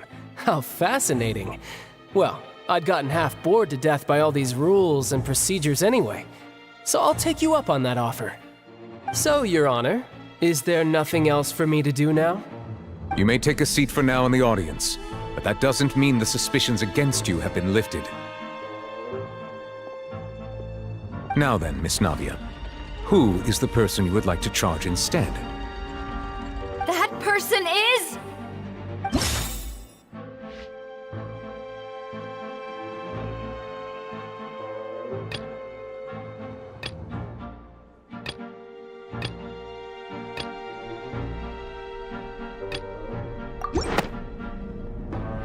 Marcel, the head of Confrérie of Cabrières! Huh? What confrérie? Never heard of them in my life. I've heard of them, but weren't they Spina di Rosula's sister organization? Oh, is this going to be a friends to enemies type situation? Please let me remind you, Miss Navia, that charging someone is an incredibly serious matter. Committing to the charge also means taking on the legal responsibilities associated with it.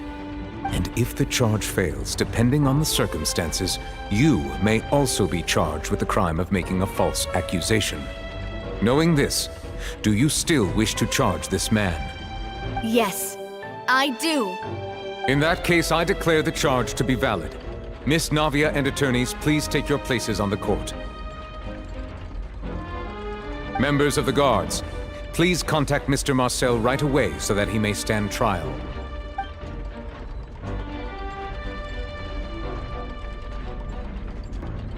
Mr. Marcel, you will not require an attorney.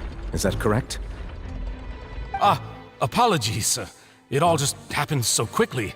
I still haven't figured out what's going on. I think an attorney won't be necessary. This is probably just a misunderstanding between me and Navia. Very well. In that case, since both sides have now arrived, Miss Navia, please present your charges. I would like to take everyone back to 3 years ago, to the case of Callus the Unfaithful. Only through elucidating what really happened in that case can we connect all the dots for the serial disappearances case.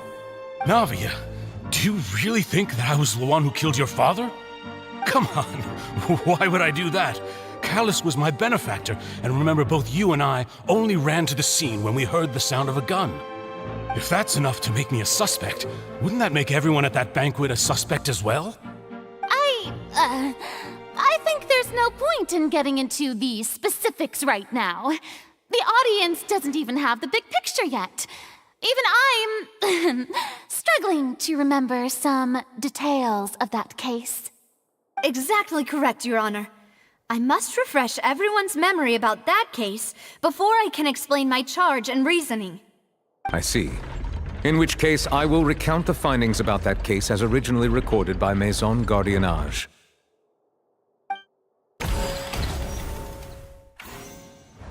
On the day of the murder, Spina di Rosula hosted a large banquet in a countryside estate owned by the Confrérie of Cabrières. During the banquet, all attending guests heard 2 gunshots from the courtyard. When the guests arrived at the scene, they found the primary suspect, Callus, holding a gun, while his acquaintance Jacques lay dead from a gunshot wound. The guards' investigation did not recover any other firearms from the scene. As a result, they concluded that the suspect's first shot must have missed, while the second must have taken Jacques' life. The suspect did not dispute this conclusion, and also declined to defend himself in court. Instead, he chose to prove his innocence through a duel. Callus was defeated by champion duelist Clarand in the ensuing duel, and soon succumbed to the injuries. These are the known facts about the case.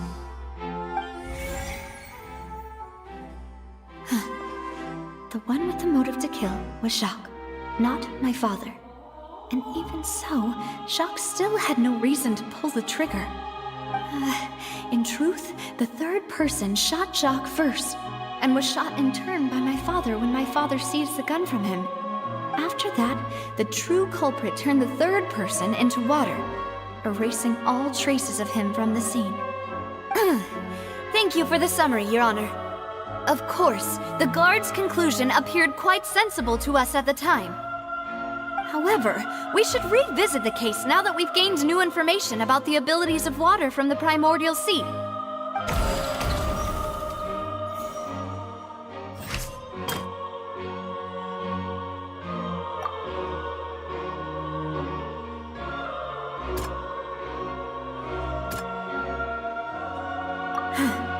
Something's...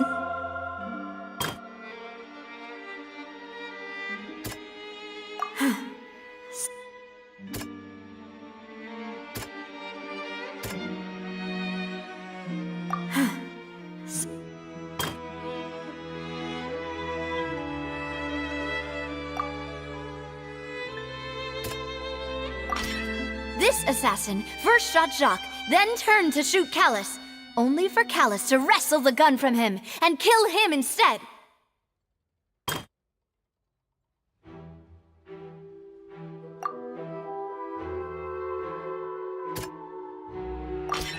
A pile of clothing was found at the scene.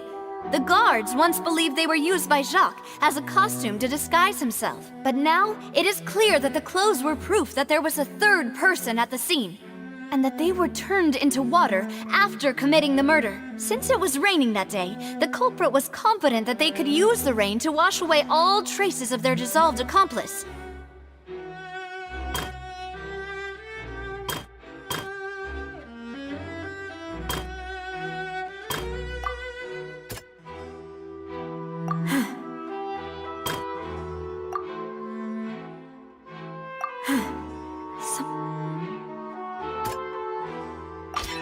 The testimony of the victim's family confirms that Jacques had thoughts of assassinating Callus when he set out for the banquet. However, In the end, he reconsidered, and instead shared everything with Callus, hoping to seek the latter's protection. Unfortunately for Jacques, the true culprit had already considered this possibility, and had sent out another assassin.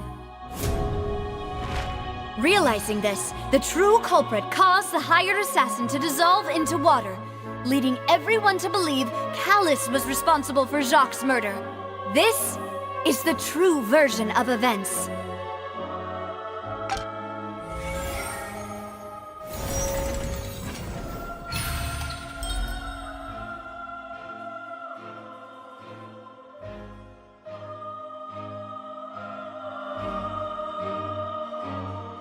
So that's what happened. Wait, you're telling me something as dangerous as water from the primordial sea has been used for all these years? What a great theory. It also explains Callus's and Jacques' respective motives. I guess they didn't shoot each other after all. Mr. Marcel, you are the one being charged with the crime. You should provide a rebuttal if you wish to prove your innocence. Ah, but I think I agree with everything Navia just said. In fact, there was nothing in her speech that directly implicated me. Then, may I ask some questions? In my opinion, we primarily need to determine two things. One, do you have the evidence to back up your claims? I'm afraid not. At least not at this very moment. Boo! If you don't have any evidence, you should just go home! I may not have the evidence with me, but I know where I could go to collect it. If we look up the deserted clothes against a record of people who went missing around the same time, we should be able to find a match. Considering the serial disappearances case, the guards probably kept careful records of all missing persons from around that time, regardless of age or gender. That makes sense to me. Monsieur Neuvillette, I would consider this to be a reasonable investigative direction. Why do I feel like Farina's acting a little differently today? Maybe she's scared of embarrassing herself again? Alternatively, she's become more diligent after charging an innocent citizen in the last trial. My second question has to do with the ensuing duel. If the truth is indeed as you described, then why didn't Mr. Callus explain himself in court? If he had testified that a person had been dissolved, he could have at least mounted a defense.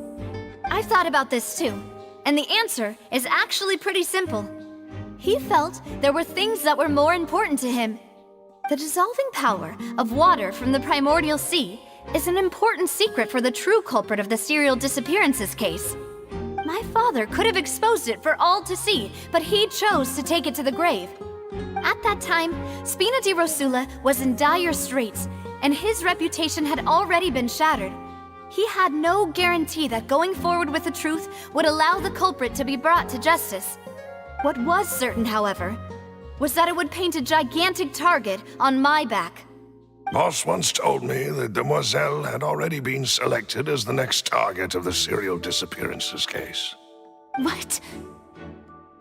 If the secret had gotten out, the culprit would have fought an all-out war with Espina right there and then. I wouldn't have been the only one in danger. All of us would have stood to lose our lives. Of course, the guards might eventually figure out the truth of the matter and determine that we were in the right. But what good would that do?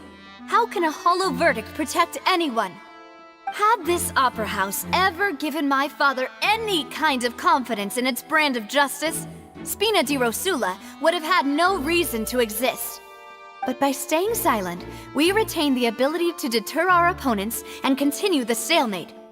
I was able to become Spina di Rosula's president, which made me harder to target, as well as giving me more time to grow and learn. And once I have figured out the truth and stepped up to the challenge, I will do what this opera house cannot, and restore my father's truth and honor back to him. So, you mean to say, your father intended to die in the duelist's ring? That's right. Do you have any proof? Of course. All you need is to ask his opponent, Clorand.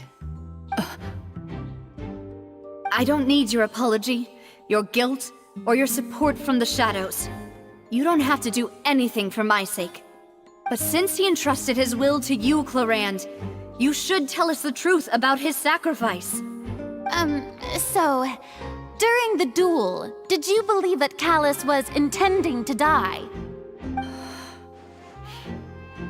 Yes, I did.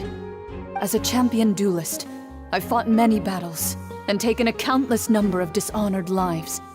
In my line of work, I've seen all kinds of people give their all for the faintest hope to continue living. Some were determined, others passionate, and some even manic and twisted. Just one look and I can tell if a duelist is hoping to live or if they're looking to die. I hereby swear on my name and honor as a champion duelist that Mr. Callus never intended to leave the ring alive. Since that's your testimony, I have no more questions. It appears there really are good grounds to reopen this case. I concur. However, Miss Navia, you still have not explained the link between your father's case and the serial disappearances case. Right? What she said was fascinating, but kind of beside the point. Wait, weren't they just talking about the serial disappearances case? Of course, Your Honor. The two cases are connected via a matter of timing. In my father's case, the culprit intended to kill both Jacques and Callus. As a result, they planned to act after hearing 2 gunshots. And, at the end of Linny's trial, the culprit also only dissolved the victim in front of everyone because they realized they were at risk of being identified. The culprit could only time their actions so precisely if they were already at the scene.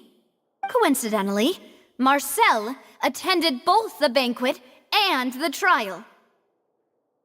So that's why you suspected me. Even after hearing your reasoning, I still can't help but find it a little preposterous. I'm used to it, though. You've always been an impulsive and sentimental child, Navia. It's one of your most endearing traits. No need to appeal to pathos. I won't try to refute your points one by one, but even if everything you just said was true, can you prove that I was the only person present at both events? On top of that, does a person have to be physically present to control the timing? Can't someone remotely monitor the place? I don't know what she can say to that. I know that even with that, you might still think you can reduce the list of suspects with some further investigations, until I'm the only one left on the list. Alas, who won't feel at least a little hurt by an accusation of murder from a girl you see as your own daughter? But if I were to dismiss this completely, you'd also think I'm not being considerate of your feelings. Ah well, let Uncle Marcel teach you another lesson. Do you know what the biggest flaw in your reasoning is? I suppose you're gonna tell me anyways. It's timing again. I'm a businessman by trade. From that standpoint, there's no reason for me to kidnap young women. It's a high-risk action with nothing to gain. In addition, I left my home in Snezhnaya when I was young to come to Poisson and work in some trade. My business only thrived when I received Callus's patronage. But the disappearances began before I ever stepped foot in Fontaine. I do apologize, Demoiselle. This was my mistake. No, it's not your fault. I'm sure he had come prepared. Is there anything else you'd like to say? Would you like to check the date of my first business license against the first known case of the serial disappearances? You can also take a look at my border entry records, or ask my friends and family when I left Snezhnaya for the first time. Could those records and testimonies do something to appease the unspeakable anguish in your heart? Seems like she got the wrong guy. At this rate, Navia will be convicted for falsely accusing him. I think you've done a superb job of dissecting your father's feelings as he neared the end of his life. But aren't you going against all of his wishes and expectations right now? He wished for you to become more rational, collected, and conscientious, instead of dwelling only on your own feelings. Once you've learned to be more considerate of others' feelings, and to stop rushing headlong into things, you'd have met most of his expectations. This isn't just about me, and it never has been. The biggest difference between me and the rest of the victims is that I still have the ability to search for the truth, while that same agency has long been taken from them. The people whose families were destroyed by synth abuse, the people who lost their loved ones to the serial disappearances, and the people who suffered tragic ends due to their sense of justice. Many people's images are flashing before my eyes. I'm sure some are coming to those of you in the audience as well. And whose image do you see, Marcel? Is it a man named Vacher? Oh, so you do know that name. I'm merely surprised you'd suddenly say the name of someone I've never even heard of. I was waiting for you to say that.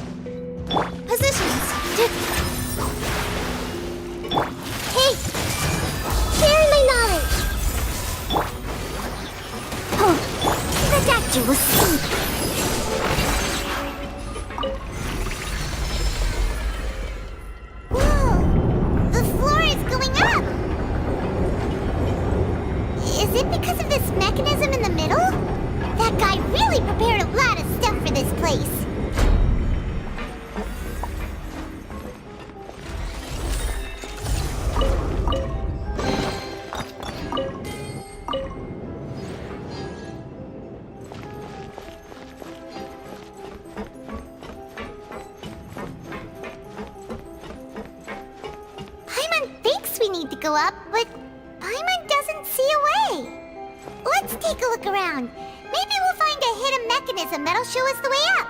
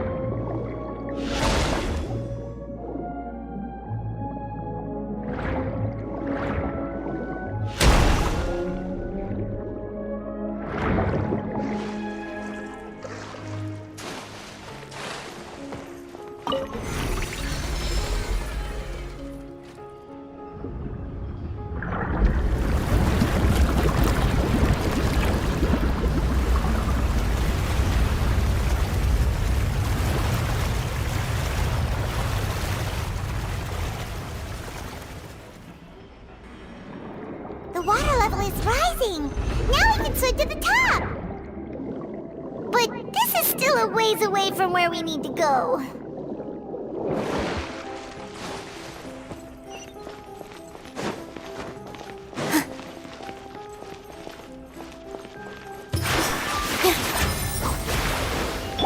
Everyone hold hands! I'll protect us.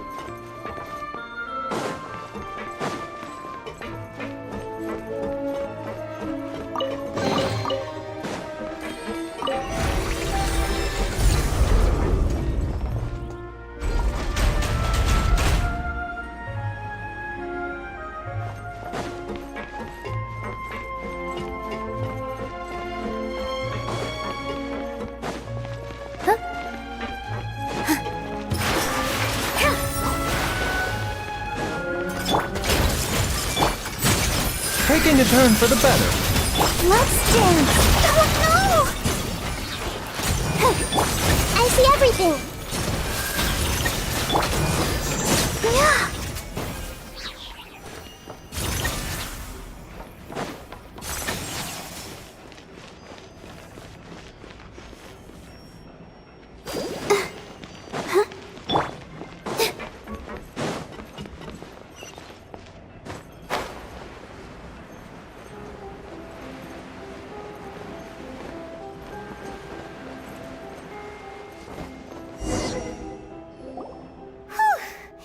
After all that, we finally made it to the innermost sanctum.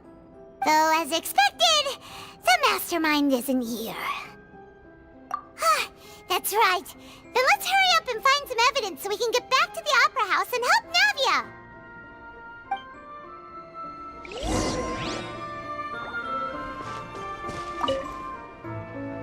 What's all this? It's a bunch of really cute things. Pink accessories, a hair tie, a necklace, even a makeup box.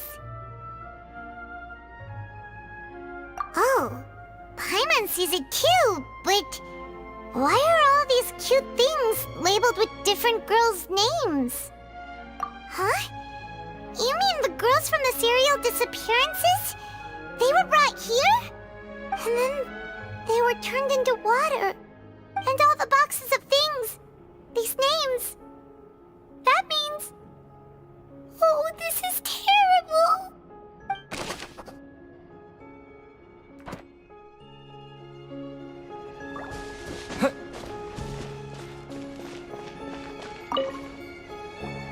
Whoa. There's so much synth here. And so many bottles of ingredients that probably just contain the waters of the primordial sea. Mixing in progress, ready to drink, stock sample? Huh. They've also got all the synth pretty clearly labeled. Whoa, there's even fruit-flavored synth? Yep, it's super obvious.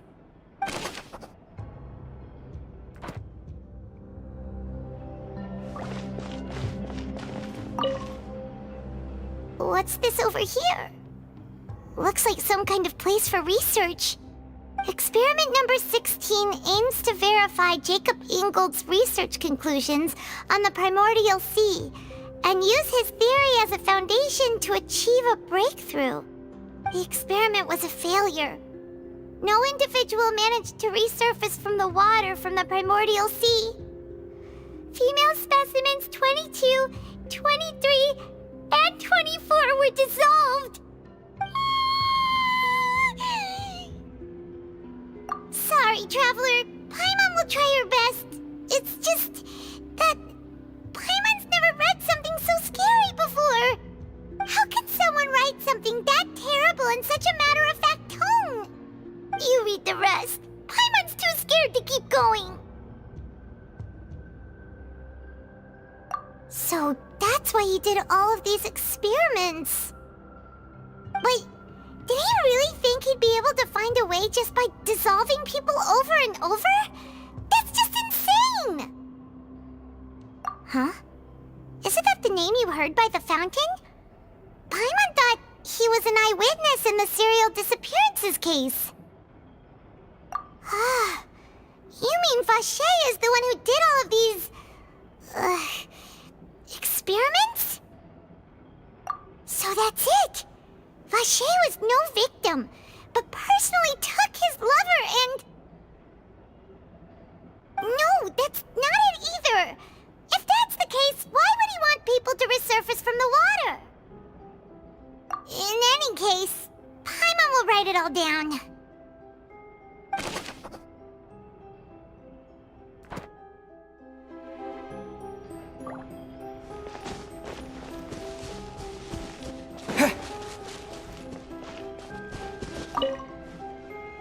Oh, look! There's an important-looking basin over here, and it's full of water! That means this is where they make all the synth! And that special water is the main ingredient! If you dilute it with normal water, you'll get synth, but the pure stuff can dissolve a human! Paimon will take notes on this incriminating evidence.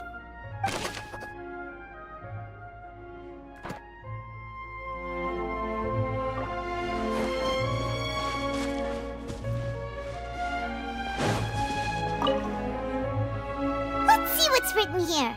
Nothing escapes Detective Paimon's eyes. Callus. Navia's father. Oh, this seems to be an investigation report on him.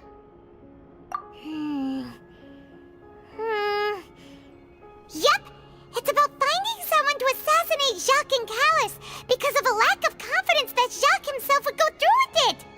This should prove the existence of the third person, right? We still have not determined the exact content of the key information Callus has passed on to certain members of his organization. The old dog's a real menace to deal with. Even if he abides by the promise he's made to us, he will still have the upper hand. He can act whenever he wants to make our lives miserable.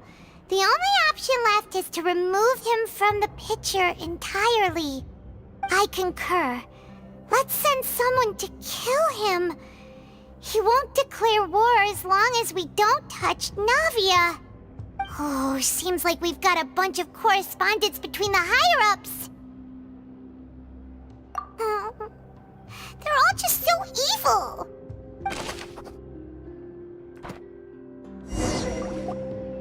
We've looked at almost everything here, and it seems like our theories were spot on.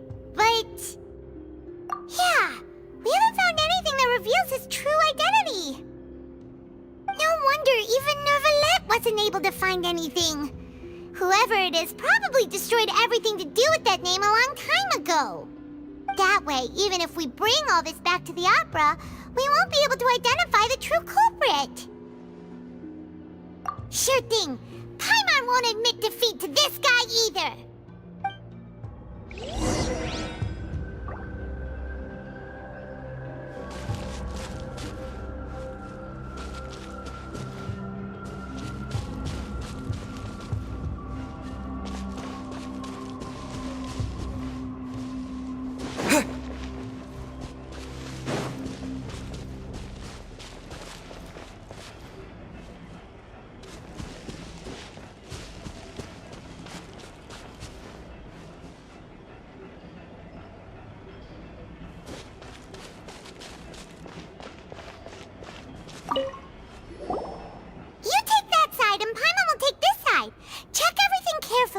We'll find something for sure.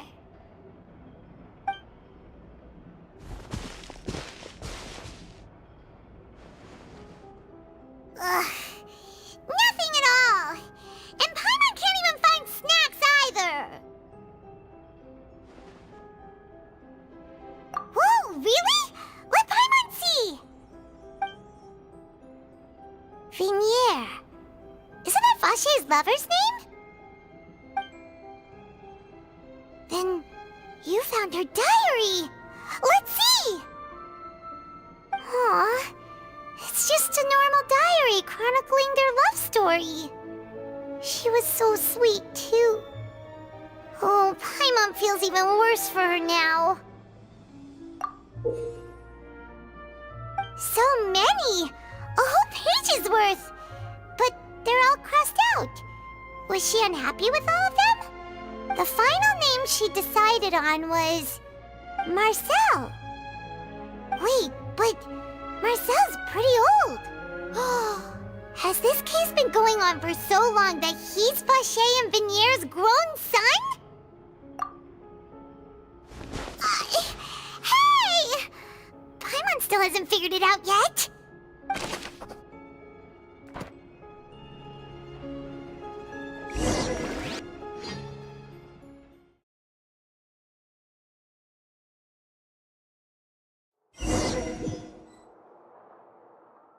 And whose image do you see, Marcel? Is it a man named Vache? Oh, so you do know that name. I'm merely surprised you'd suddenly say the name of someone I've never even heard of. I was waiting for you to say that. Navia! We're back!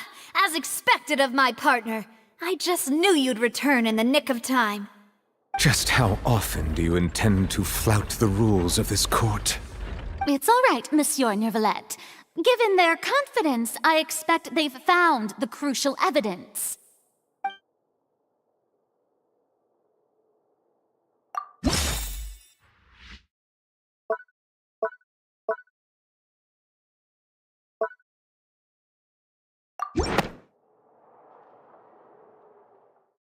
But the truth of it, Marcel, is that you've always been Vacher. Huh? We've investigated your lair and we already know everything! After your lover, Vignier, was dissolved, you kept abducting young women to experiment on the hopes of bringing her back to you! You even created Marcel as a new identity and destroyed all records of your past as Vacher! So that's it. Even the villains in opera performances rarely go that far. And with that, Marcel's motive has now been established. This information regarding your past also dismantles your prior timing defense.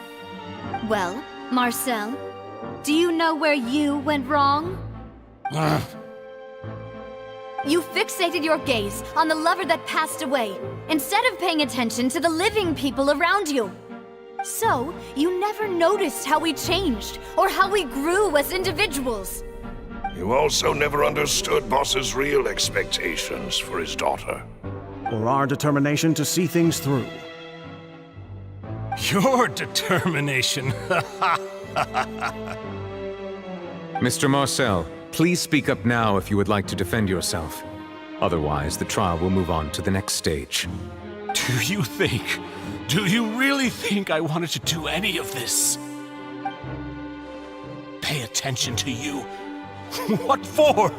Have you ever paid attention to me? Ever empathized with my pain? Ever known how it feels to watch the love of your life dissolve right in front of your eyes? No one helped me. No one even believed me. All those decades ago, even the officers from the Maison Gardiennage were laughing at me. They said there's no way a human being can turn into water. So I must have gone mad from grief. Vignier's death was brushed away by all of you as if it didn't matter at all. Well, now you know, don't you? Ha! Well, it's too late now. All those who were dissolved are gone forever. You only have yourselves to blame. You set up this ornate opera house in pursuit of your so-called justice, your beloved drama, while turning a blind eye to the suffering of the people. Vignier is dead. We promised each other that we would always be together. Wherever she goes, I will follow. But I'm not from this blasted place, so I can't be dissolved, no matter what I do. Hey, is that water from the primordial sea that he's drinking? I can't dissolve! Can't dissolve! Can't dissolve! Do you all see? I can't go, I can't follow. So if I can't go where she is, what choice do I have but to try to bring her back? I did all of that, and in the end, that accursed Callus still got the better of me. I spent my entire life living on pins and needles, only to get stabbed by his idiot daughter at the very end. The suspect is exhibiting signs of mental distress. Guards, please restrain him. Don't touch me! Don't anybody come near me! I still need to save Vignier. Our promise. We made a promise. Vignier. Vignier! Please, Vignier, don't think badly of me. All I want to do is fulfill our promise. At this point, the verdict of this trial is clear. With Mr. Marcel's conviction, the charges against Mr. Tartaglia no longer have any basis. Fine by me. I was in a bad mood, but after a show like that, I'm actually feeling pretty good. Traveler, Please submit all the evidence you have collected to the guards, so that I might review and summarize the truth behind the serial disappearances case. The man now known as Marcel was originally named Vacher and worked as an adventurer with his partner and lover Vignier. During an underwater expedition, Vignier accidentally came into contact with water from the primordial sea and was dissolved in front of Vacher as a result. Vacher learned of the primordial water's existence through the work of others and began to kidnap young women for research, with the goal of discovering a method to restore Vignier back to life. To cover his tracks, he invented the new alias of Marcel and began to operate a business in Poisson. During the course of his research, Vacher discovered that a diluted concoction of water from the primordial sea can induce feelings of euphoria, and began to manufacture and market synth. However, as he accumulated wealth to fund his continued research and expanded the scope, he came into conflict with Spina di Rosula. After exchanging blows with Spina di Rosula for many years, Vacher decided to assassinate their president Callus at a banquet.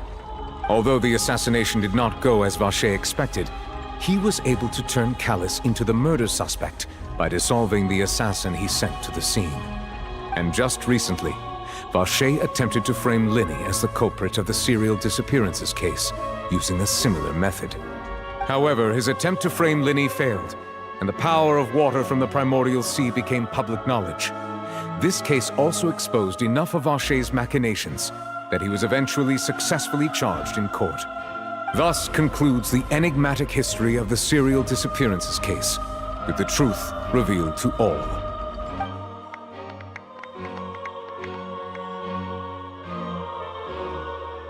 The Oratrice will now deliver the final verdict regarding the charges against Mr. Vacher.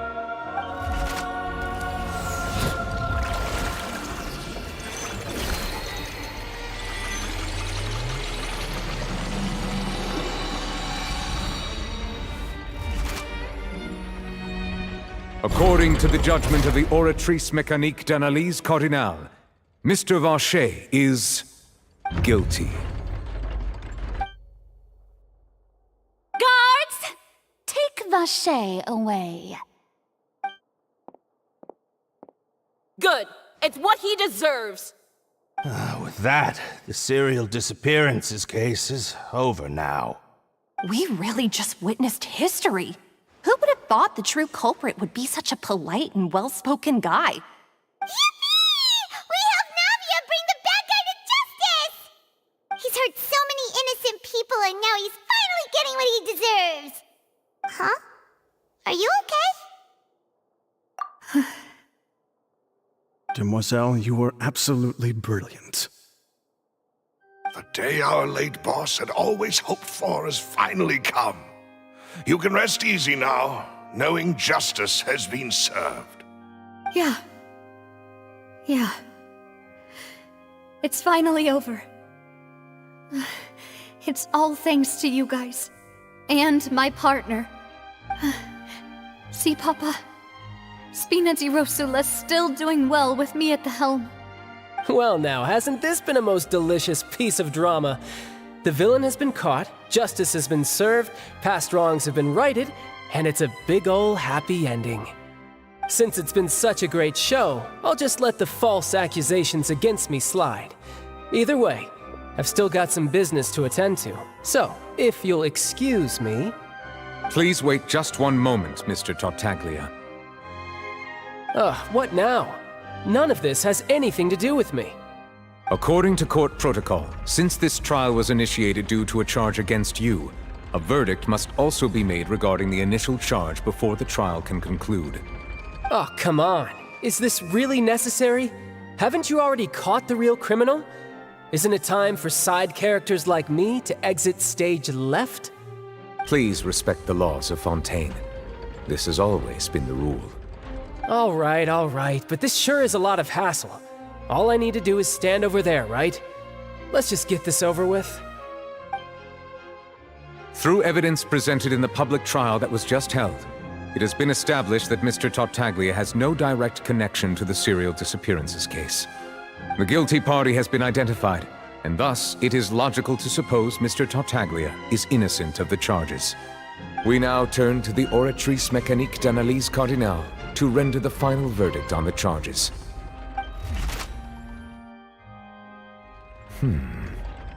According to the judgment of the Oratrice Mécanique d'Analyse Cardinale, Mr. Tartaglia is guilty. What? Hey! That's not funny! Didn't you just say I'm supposed to be innocent? What's with this verdict? Is your justice machine malfunctioning? Huh? This has never happened before. The Oratrice actually returned a different verdict from the Chief Justice. I mean, have you ever heard of an innocent Fatui Harbinger? Do you think the Oratrice might have just convicted him on general principle? But weren't the charges about the serial disappearances case? No matter what else he's guilty of, it shouldn't affect the verdict in this case, right? The judgment of the Oratrice Mécanique d'Analyse Cardinale is, by law, the final verdict of the court. We must accept the guilty verdict. Guards, please take the suspect into custody per court protocol.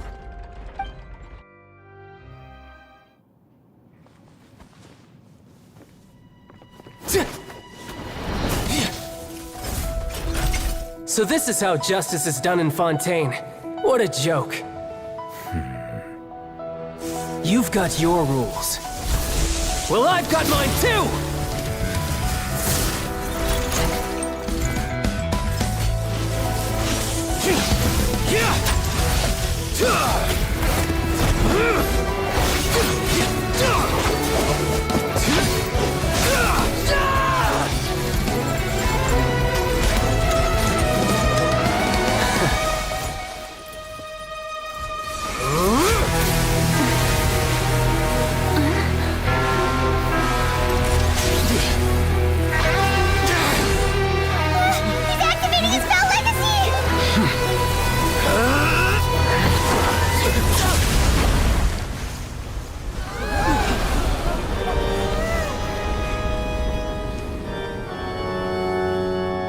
I am sorry. If you have been wronged, we will find the truth. But the rules of the court must be upheld.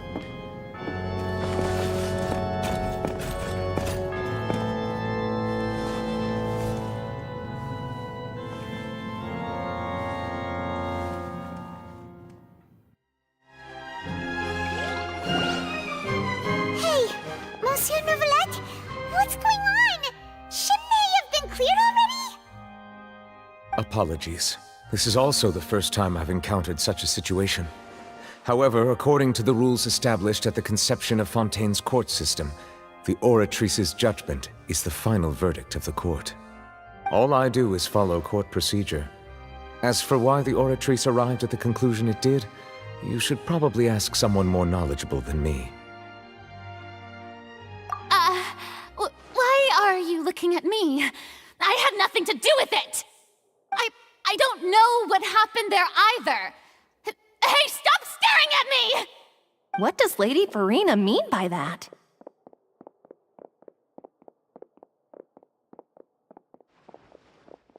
She says she has no idea either?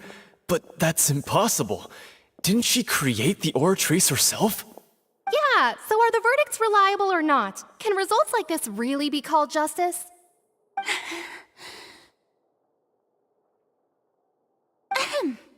My dearest citizens, did you really think we'd allow an incorrect verdict to be handed out in this court? Did you really believe that the judgment could be mistaken or be the result of some sort of random mishap? Don't tell me you thought even I had been blindsided by the Oratrice's result. But the way she looked just now, it was pretty obvious she had no idea what was going on. However, given the state of things, I shall give you an explanation. Everything that just took place, including my supposed shock and bafflement, was a part of an elaborate performance, with every action meant to stir up drama and excitement. And, of course, for every performance, there is a script.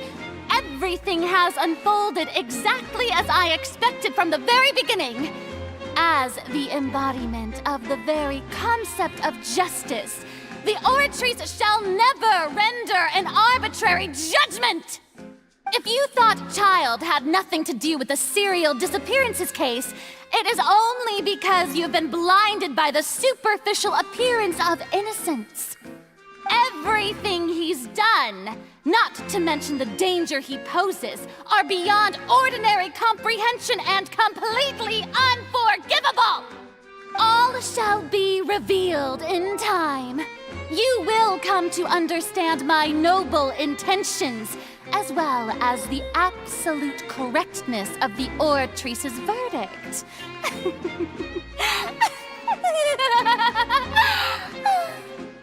Now, having said that, although I hate to leave things hanging in suspense, it is now time for this performance to end. As the lead actress, I shall be the first to take my leave. Toodaloo! So she chose to make her escape after all, did she? So you're saying we shouldn't put much stock into what she just said? She probably just put on that performance to save face. As for the truth, it's unlikely that she actually has any idea. However, please be assured that I will continue to investigate this case in a personal capacity. Just as I promised, if the judgment has been incorrect, we will do our utmost to clear his name. All right. Even though we feel pretty badly for him, we'll take your word for it for now. After all, he's done plenty of bad stuff, so he should have known he'd go to prison someday, right?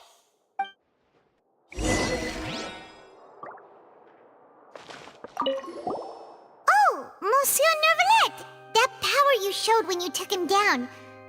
Who are you really? I'm the Chief Justice of Fontaine, of course. If officers of the law lack the strength and capability to enforce it, then it makes a mockery of justice.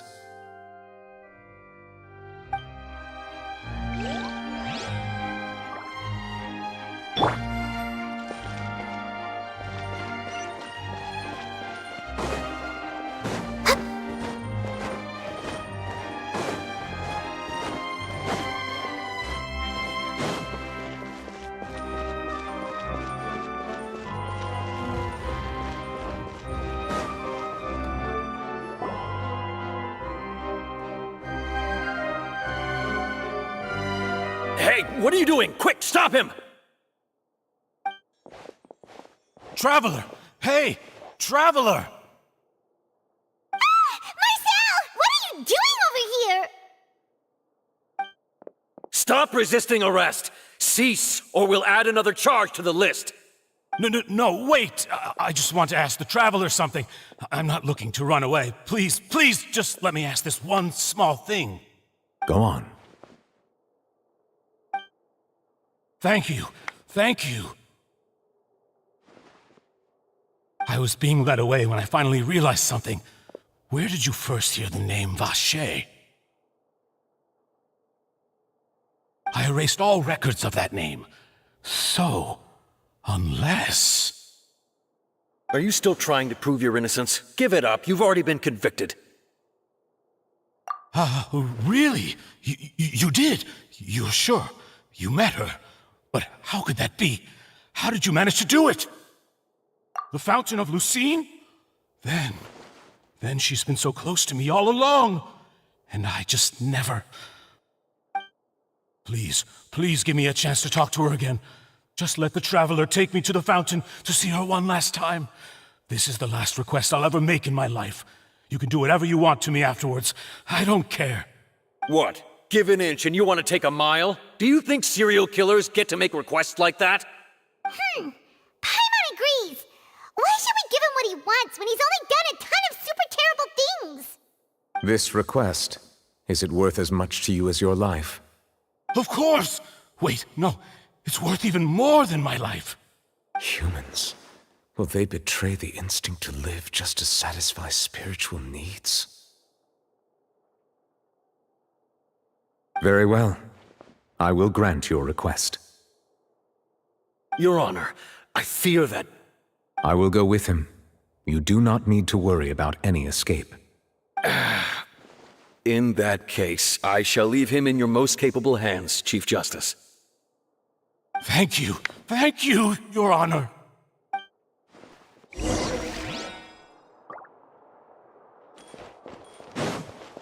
Next on the agenda...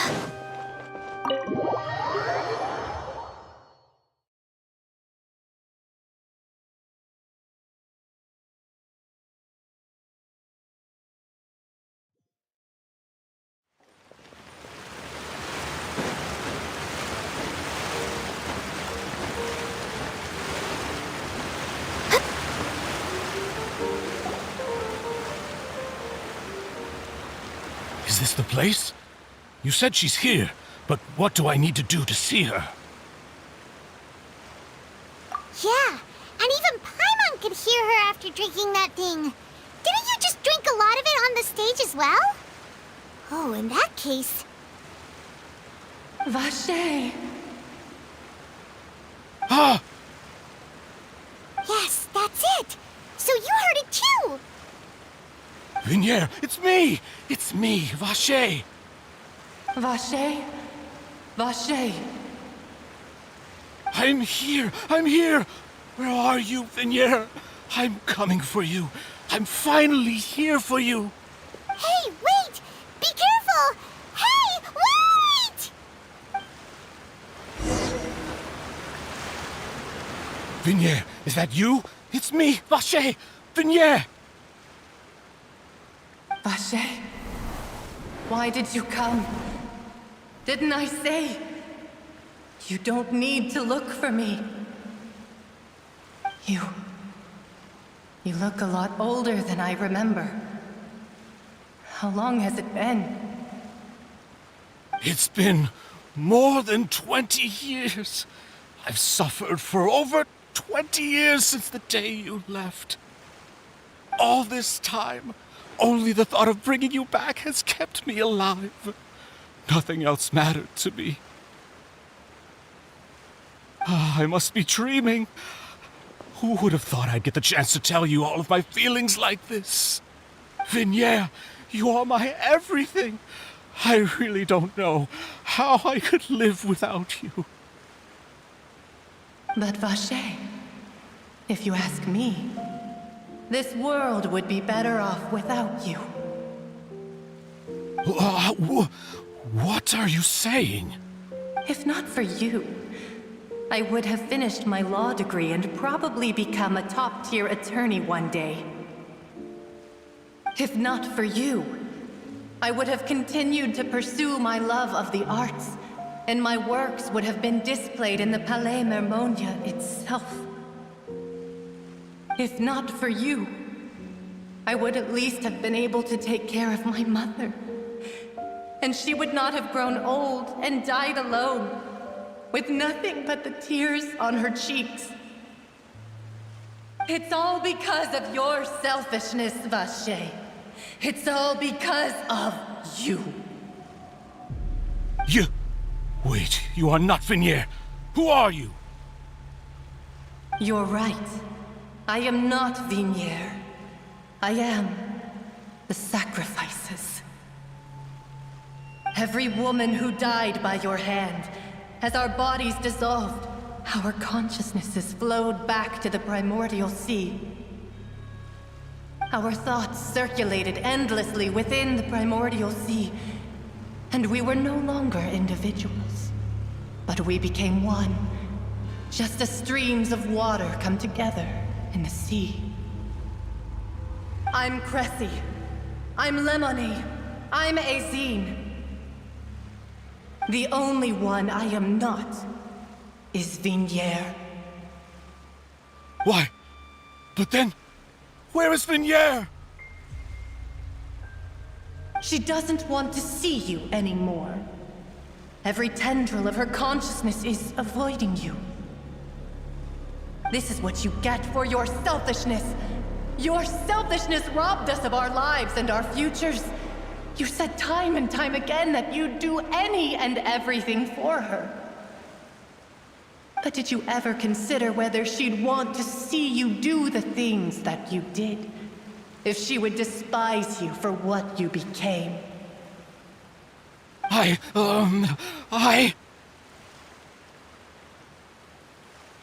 You are a liar, a heartless murderer, and a cowardly narcissist. The only thing you are not is Vigniere's beloved. From the moment your first victim died and her consciousness merged with Vigniere's, she has had nothing but pure hatred for you.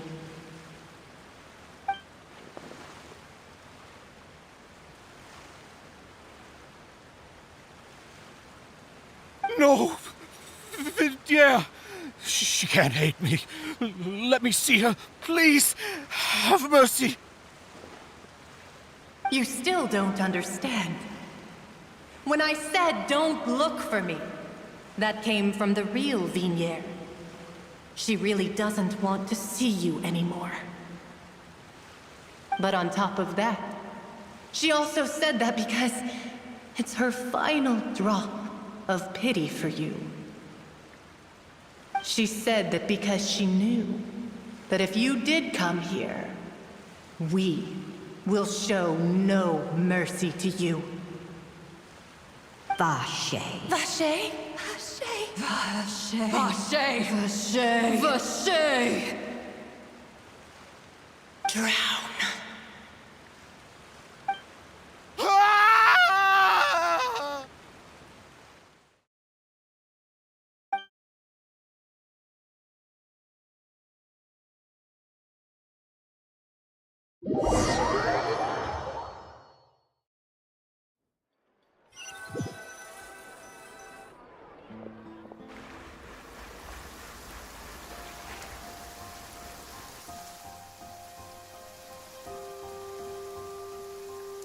Finally, we have some time to do shopping.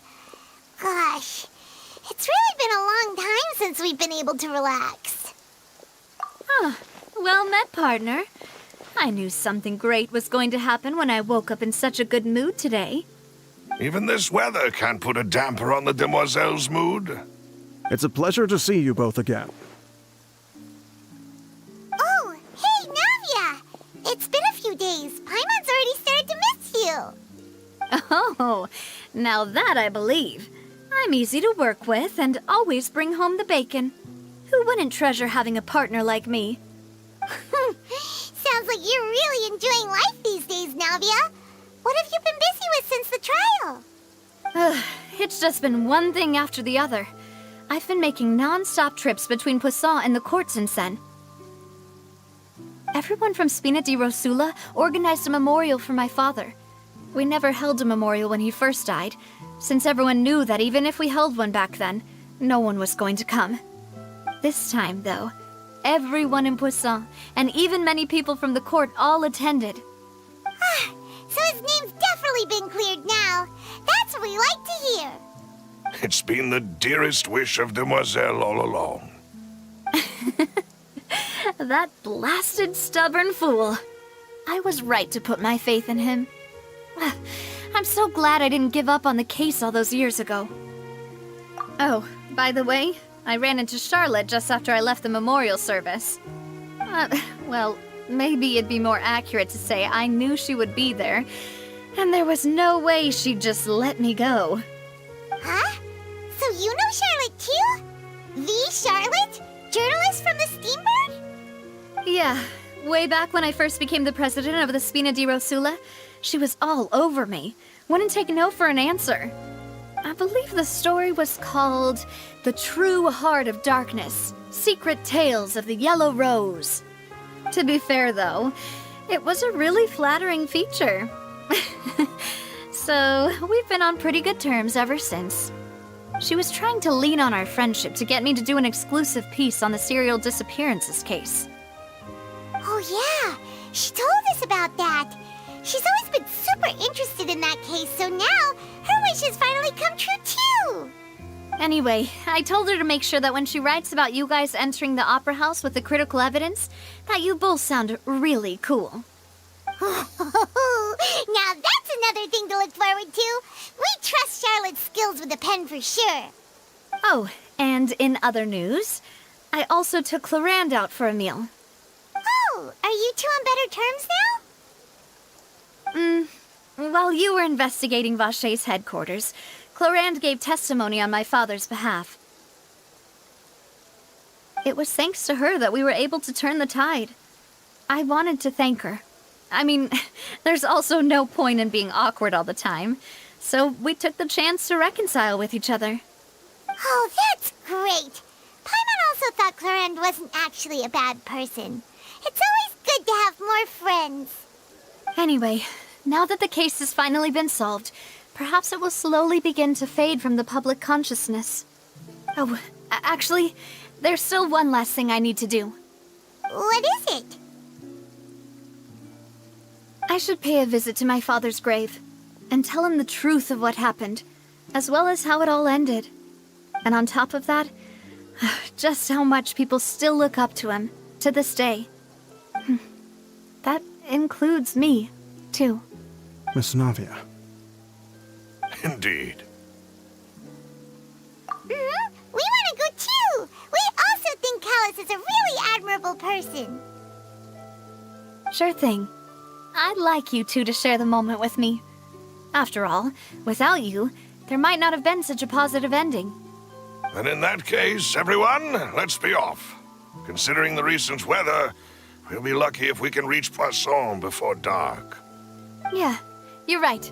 It's been raining non-stop for a few days now.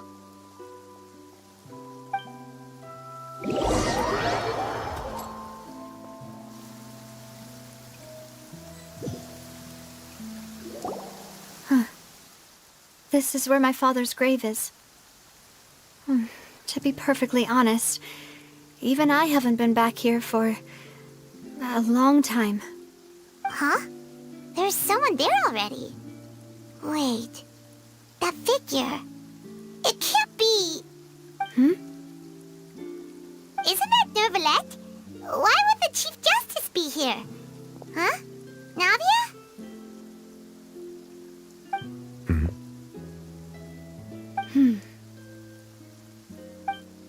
My apologies.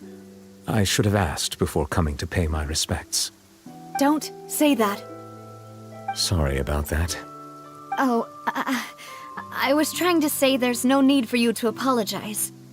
I wanted to show my father how much I've grown, but still, I doubt I've grown to the point that even the Chief Justice would feel compelled to apologize to me over and over.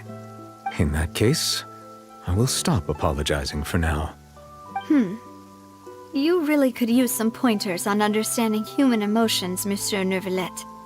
In any case, why did you come to Poisson?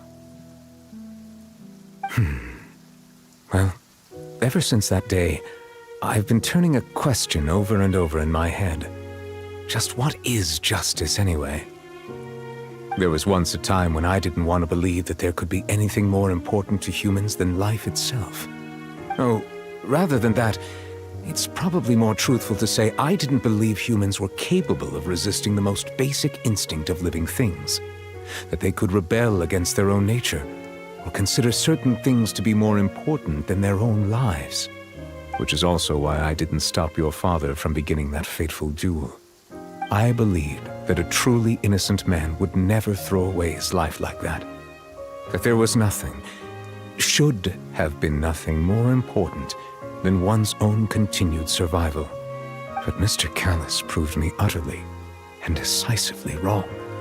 If not for his sacrifice, the serial disappearances case would have remained unsolved to this day. Mr. Callus made the choice he did for his daughter, for his associates, and for many people completely unrelated to him. And in the end, from a certain perspective, one could say that he did it all for the sake of justice. A justice that's higher than life itself. So, you asked me why I came here. I just wanted to say my apologies to Mr. Callus in person. I should have noticed all of this much sooner. This regret has filled me with a sadness that has haunted me for days. That high and mighty chair in the opera Epiclese indeed insulates one from many important things. Spina di Rosula, thank you so much for your hard work and perseverance. I'm sorry for being mad at you before. So, you're actually one of those types that's cold on the outside, but pretty thoughtful on the inside, huh? That reminds me of Silver, one of my guys. Sorry about that. Self-expression is not one of my strong suits. Didn't I just say you don't need to apologize? Ah, so Navia and Neuvillette seem to have made their peace as well. Let's not disturb them for now. We can wait till after they're done.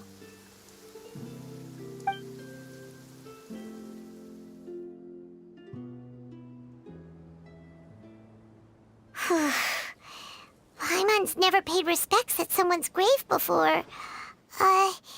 Did Paimon do anything rude there? Huh? Oh, Paimon didn't know that was a thing. But Paimon doesn't know what she would do if she can't fly. Oh no. Paimon hopes Miss Navia won't be too mad. Anyway, Neuvillette is still standing around there. It's not often that we can catch him alone like this, so why don't we go talk to him for a bit? If we can't talk to Lady Farina, we can at least talk to him, right?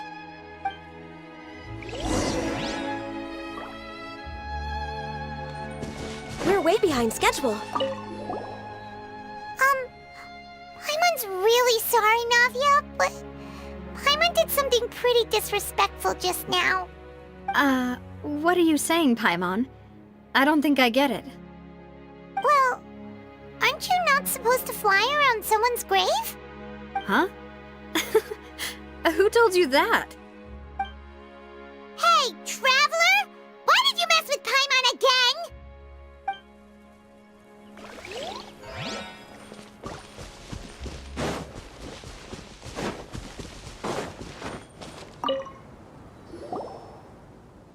Oh, it's you two. Did Miss Navia invite you to come pay your respects to her father? Mm-hmm. We ran into Navia on the streets today, so we just followed her here. I see. Then is there something that I can help you with? Well,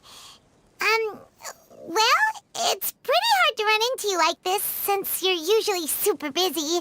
So we figured we could try to ask you a few questions, if that's okay.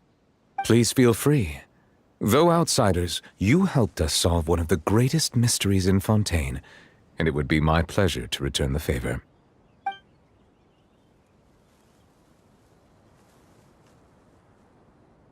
So, at court, the bad guys referred to that special water as water from the primordial sea, but what is it really? Truthfully, that name is already quite accurate.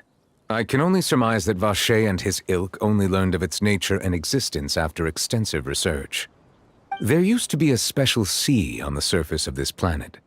The nature of its seawater was rather different from that of the sea we know today. Most of Tevat's life forms were first born in that special sea. You could say it nurtured much of the life on this planet. Huh. So it really was where everything began. It makes sense to call it primordial then. But today, the primordial sea no longer exists on the planet's surface. What Vacher discovered must have been some kind of special case, or a remnant from a truly ancient age. Huh. So that's how it is. Oh, you really know everything, Monsieur Neuvillette. But if that's the case, then why would people, at least people from Fontaine, dissolve in that kind of water? Indeed. Why would the primordial sea, which was known to engender and nurture life, suddenly reverse itself and devour life instead? To be frank, that also doesn't match my understanding of this world and its laws. There must still be some unknown secrets around the people of this land. Is there anything else you'd like to ask me about? That the sea levels will rise and everyone will be dissolved in water, leaving Farina crying alone on her throne, but the sins of the people will be finally washed away for good. Does that appropriately summarize the version you've heard? That's right! It was Linny that told us back then. And that about covers all the main points. Yes, up to the present, I think we reached a point where we have no choice but to confront this prophecy directly. Rumors have it that this prophecy is rooted in the last words the former Hydro Archon left to the world before she passed away. A prophecy? Of the former Hydro Archon? Wow. This is the first time that we've ever heard of it. 2 parts of the prophecy have already proven correct.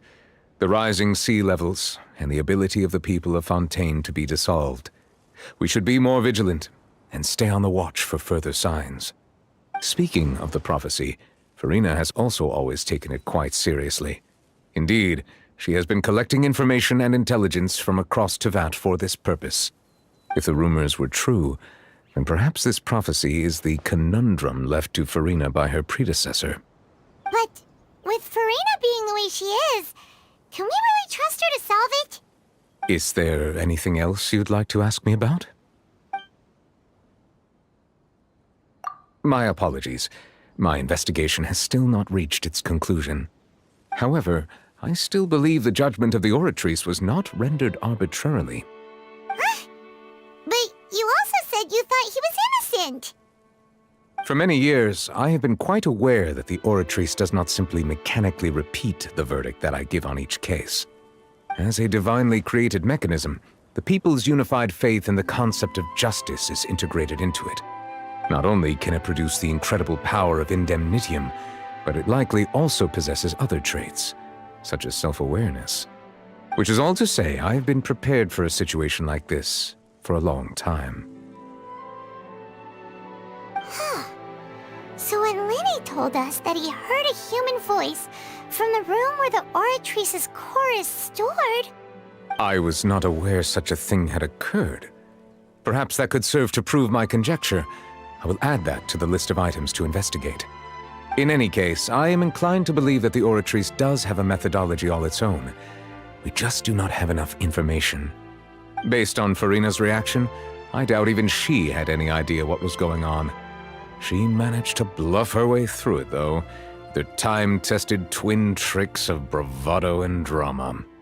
While we do intend to get to the bottom of this, for now, we regret to say that the Fatui Harbinger will just have to bide his time in the fortress of Meripede. If we did incorrectly convict him of crimes he did not commit, we will most certainly compensate him to the fullest extent allowed by the law. If you ask Paimon, the only compensation he'll want is a no-holds-barred fight with you. Is there anything else you'd like to ask me about? Your sibling, another blonde-haired traveler. I'm sorry, but I've never seen anyone who matches that description. If she ever stepped foot in Fontaine, I'm sure she followed our laws to the letter, and had no reason to appear on the stage of the opera Epiclese. Is there anything else you'd like to ask me about? Very well. It was my honor to provide you with what answers I could. I very much enjoyed conversing with you. It will soon be time for me to leave this blissful tranquility behind and return to Palais Memornia. You really are super busy, Monsieur Neuvillette. Paimon thought you only came here to pay your respects today because you had the day off. Crime and villainy do not have the day off, and so justice must work around the clock as well. This is merely the nature of a justice's work. All right. You've got a point. Huh?